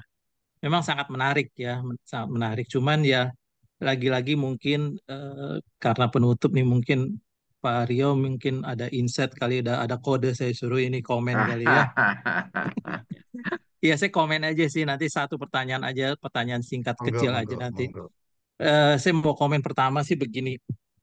Memang tema Syekh Siti Jenar ini tema yang sangat kontroversial ya, sangat kontroversial dan memang diperdebatkan gitu. Artinya kita bisa tarik Syekh Siti Jenar itu dalam tinjauan histologi ya, histografi, atau kita tarik dalam sosiologi politik saat itu, tapi kita juga bisa tarik Syekh Siti Jenar dalam konteks diskusi teologi ya. Jadi itu memang berbeda pendekatan sebenarnya sih yang mungkin membuat kita mungkin sebagian dari kita mungkin agak overlap ya. Jadi dalam pembahasan itu. Kemudian yang kedua memang membaca Syekh Siti Jenar secara teologi dalam tanda kutip itu memang tidak gampang atau tidak mudah sepengetahuan saya ya, sepengalaman saya gitu. Karena harus punya landasan landasan dalam pengertian landasan pengetahuan atau skill keterampilan bukan saja keterampilan knowledge, mungkin juga keterampilan berdialektika ya, berdialektika atau mempermainkan diskurs kalau istilah orang sekarang diskurs di dalam teologi dia sendiri ya. Dan itu tidak mudah sepengetahuan saya ya, karena butuh ilmu setidaknya pemahaman filsafat yang cukup mendalam lah gitu. Nah, kemudian yang ketiga nih mungkin pertanyaan singkat kecil aja daripada kita menukik ke ajarannya kan cukup dalam nanti. Eh, Kira-kira dari Pak Hojim sendiri ya, karena sudah banyak berkarya dan udah banyak ikut seminar internasional bahkan, kira-kira pesan atau PR atau oleh-oleh buat kita semua nih, terutama untuk kalangan muda Pak Hojim. Apa yang bisa kita petik dan bisa kita teladani lah gitu, atau kita bisa warisi gitu. Bukan cuma kita warisi, kita konservasi lah dalam tanda kutip gitu dari tema besar malam ini tentang Siti Jenar. Mungkin itu aja Pak Rio. Ya, Selamat terima malam kasih. Jawabannya, Rahayu. terima kasih Mas ya. Jawabannya juga sederhana saja. Ya, yang perlu saya sampaikan kepada semuanya, jangan a priori terhadap ajaran-ajaran yang ada, yang disebut ajaran kuno itu. Masalahnya orang itu kan sudah a priori dulu. Jangan, justru seperti saya menulis 4 jilid ya dikaji. Walaupun sulit kayak apapun, harus kita tidak boleh a priori dulu. Kebanyakan orang kan terus a priori. wah ini sulit ini nggak usah dianu. Jadi seperti itu gitu loh. Jadi pesan saya kita ingin membangun bangsa itu secara bersama-sama, kita tidak boleh a priori, tidak boleh menyatakan bahwa yang lalu itu sudah tidak ada gunanya, sudah salah, sudah tidak perlu dikaji. Justru yang lalu itu, ya kalau kita mau renaissance, harus dikaji kembali. Nah, jadi di situ. Dari mengkaji kembali itu bukan untuk mencari siapa salah, siapa benar, tapi dari kajian ulang itu boleh jadi menemukan mata di dalamnya untuk masa depan. Itu kalau saya. Ya, jadi di situ. Ya. Jadi kalau a priori ya itu sudah salah, langsung anu begitu statementnya. Tapi ini enggak. Ini kita cari permatanya itu. Nah, dari misalnya buku Seksiti Jenar yang 4 itu, kira-kira brilian dan permata apa yang bisa diangkat ke depan. Jadi itu saja. Kalau a priori tentu nggak bisa, tapi kalau tidak a priori pasti nanti menemukan yang boleh jadi saya penulisnya kalah dengan yang membacanya. Boleh jadi. Nah, gitu loh. Oke, terima kasih Pak Jim. Oke, Terima oke. kasih. Salam Ya, sehat, Pak. Oke, saya kira salam nih, sehat. saya kira udah lewat 5 menit dan Mas Kozim saya nggak perlu untuk minta apa resumenya ya, saya kira karena udah cukup, meskipun secara pribadi saya juga kurang puas ya, karena emang harus dipisah. Tadi ada yang Mas Dipa tadi kan tentang historiografi, tentang sejarah Syekh Siti Jenar sendiri kan sebenarnya berbeda dengan istilah ajaran. Saya setuju yang Pak Kosim sampaikan tadi, memang ada yang dituturkan itu kadang-kadang malah benar, tapi kadang-kadang tulisan sastra begitu itu lebih dipercaya. Padahal kadang-kadang juga orang Nusantara ini kan terkenal sebagai bangsa lisan ya, semuanya tuh tradisinya lisan. Jadi tertulis itu kan semenjak Belanda aja sebenarnya. Kan gitu. Saya kira daripada panjang lebar nanti kita Mas Tony atur lagi lah mungkin dengan Mas Kozim soal itu tadi yang makrifat, makrifat jilid 2 kayaknya itu seru tuh, banyak mantra-mantranya itu. Oke, Sugeng Ya, Dalu, nanti selamat malam. Sugeng sama-sama. Dalu, Rahayu, selamat malam, Rahayu. matur suwun. Matur Matur nuwun, suwun, sedaya. kawigatosan panjenengan sedaya. Terima kasih, terima kasih. Mas Tony, terima kasih. Pak Arwani dan teman-teman semua. Sugeng Dalu, Rahayu.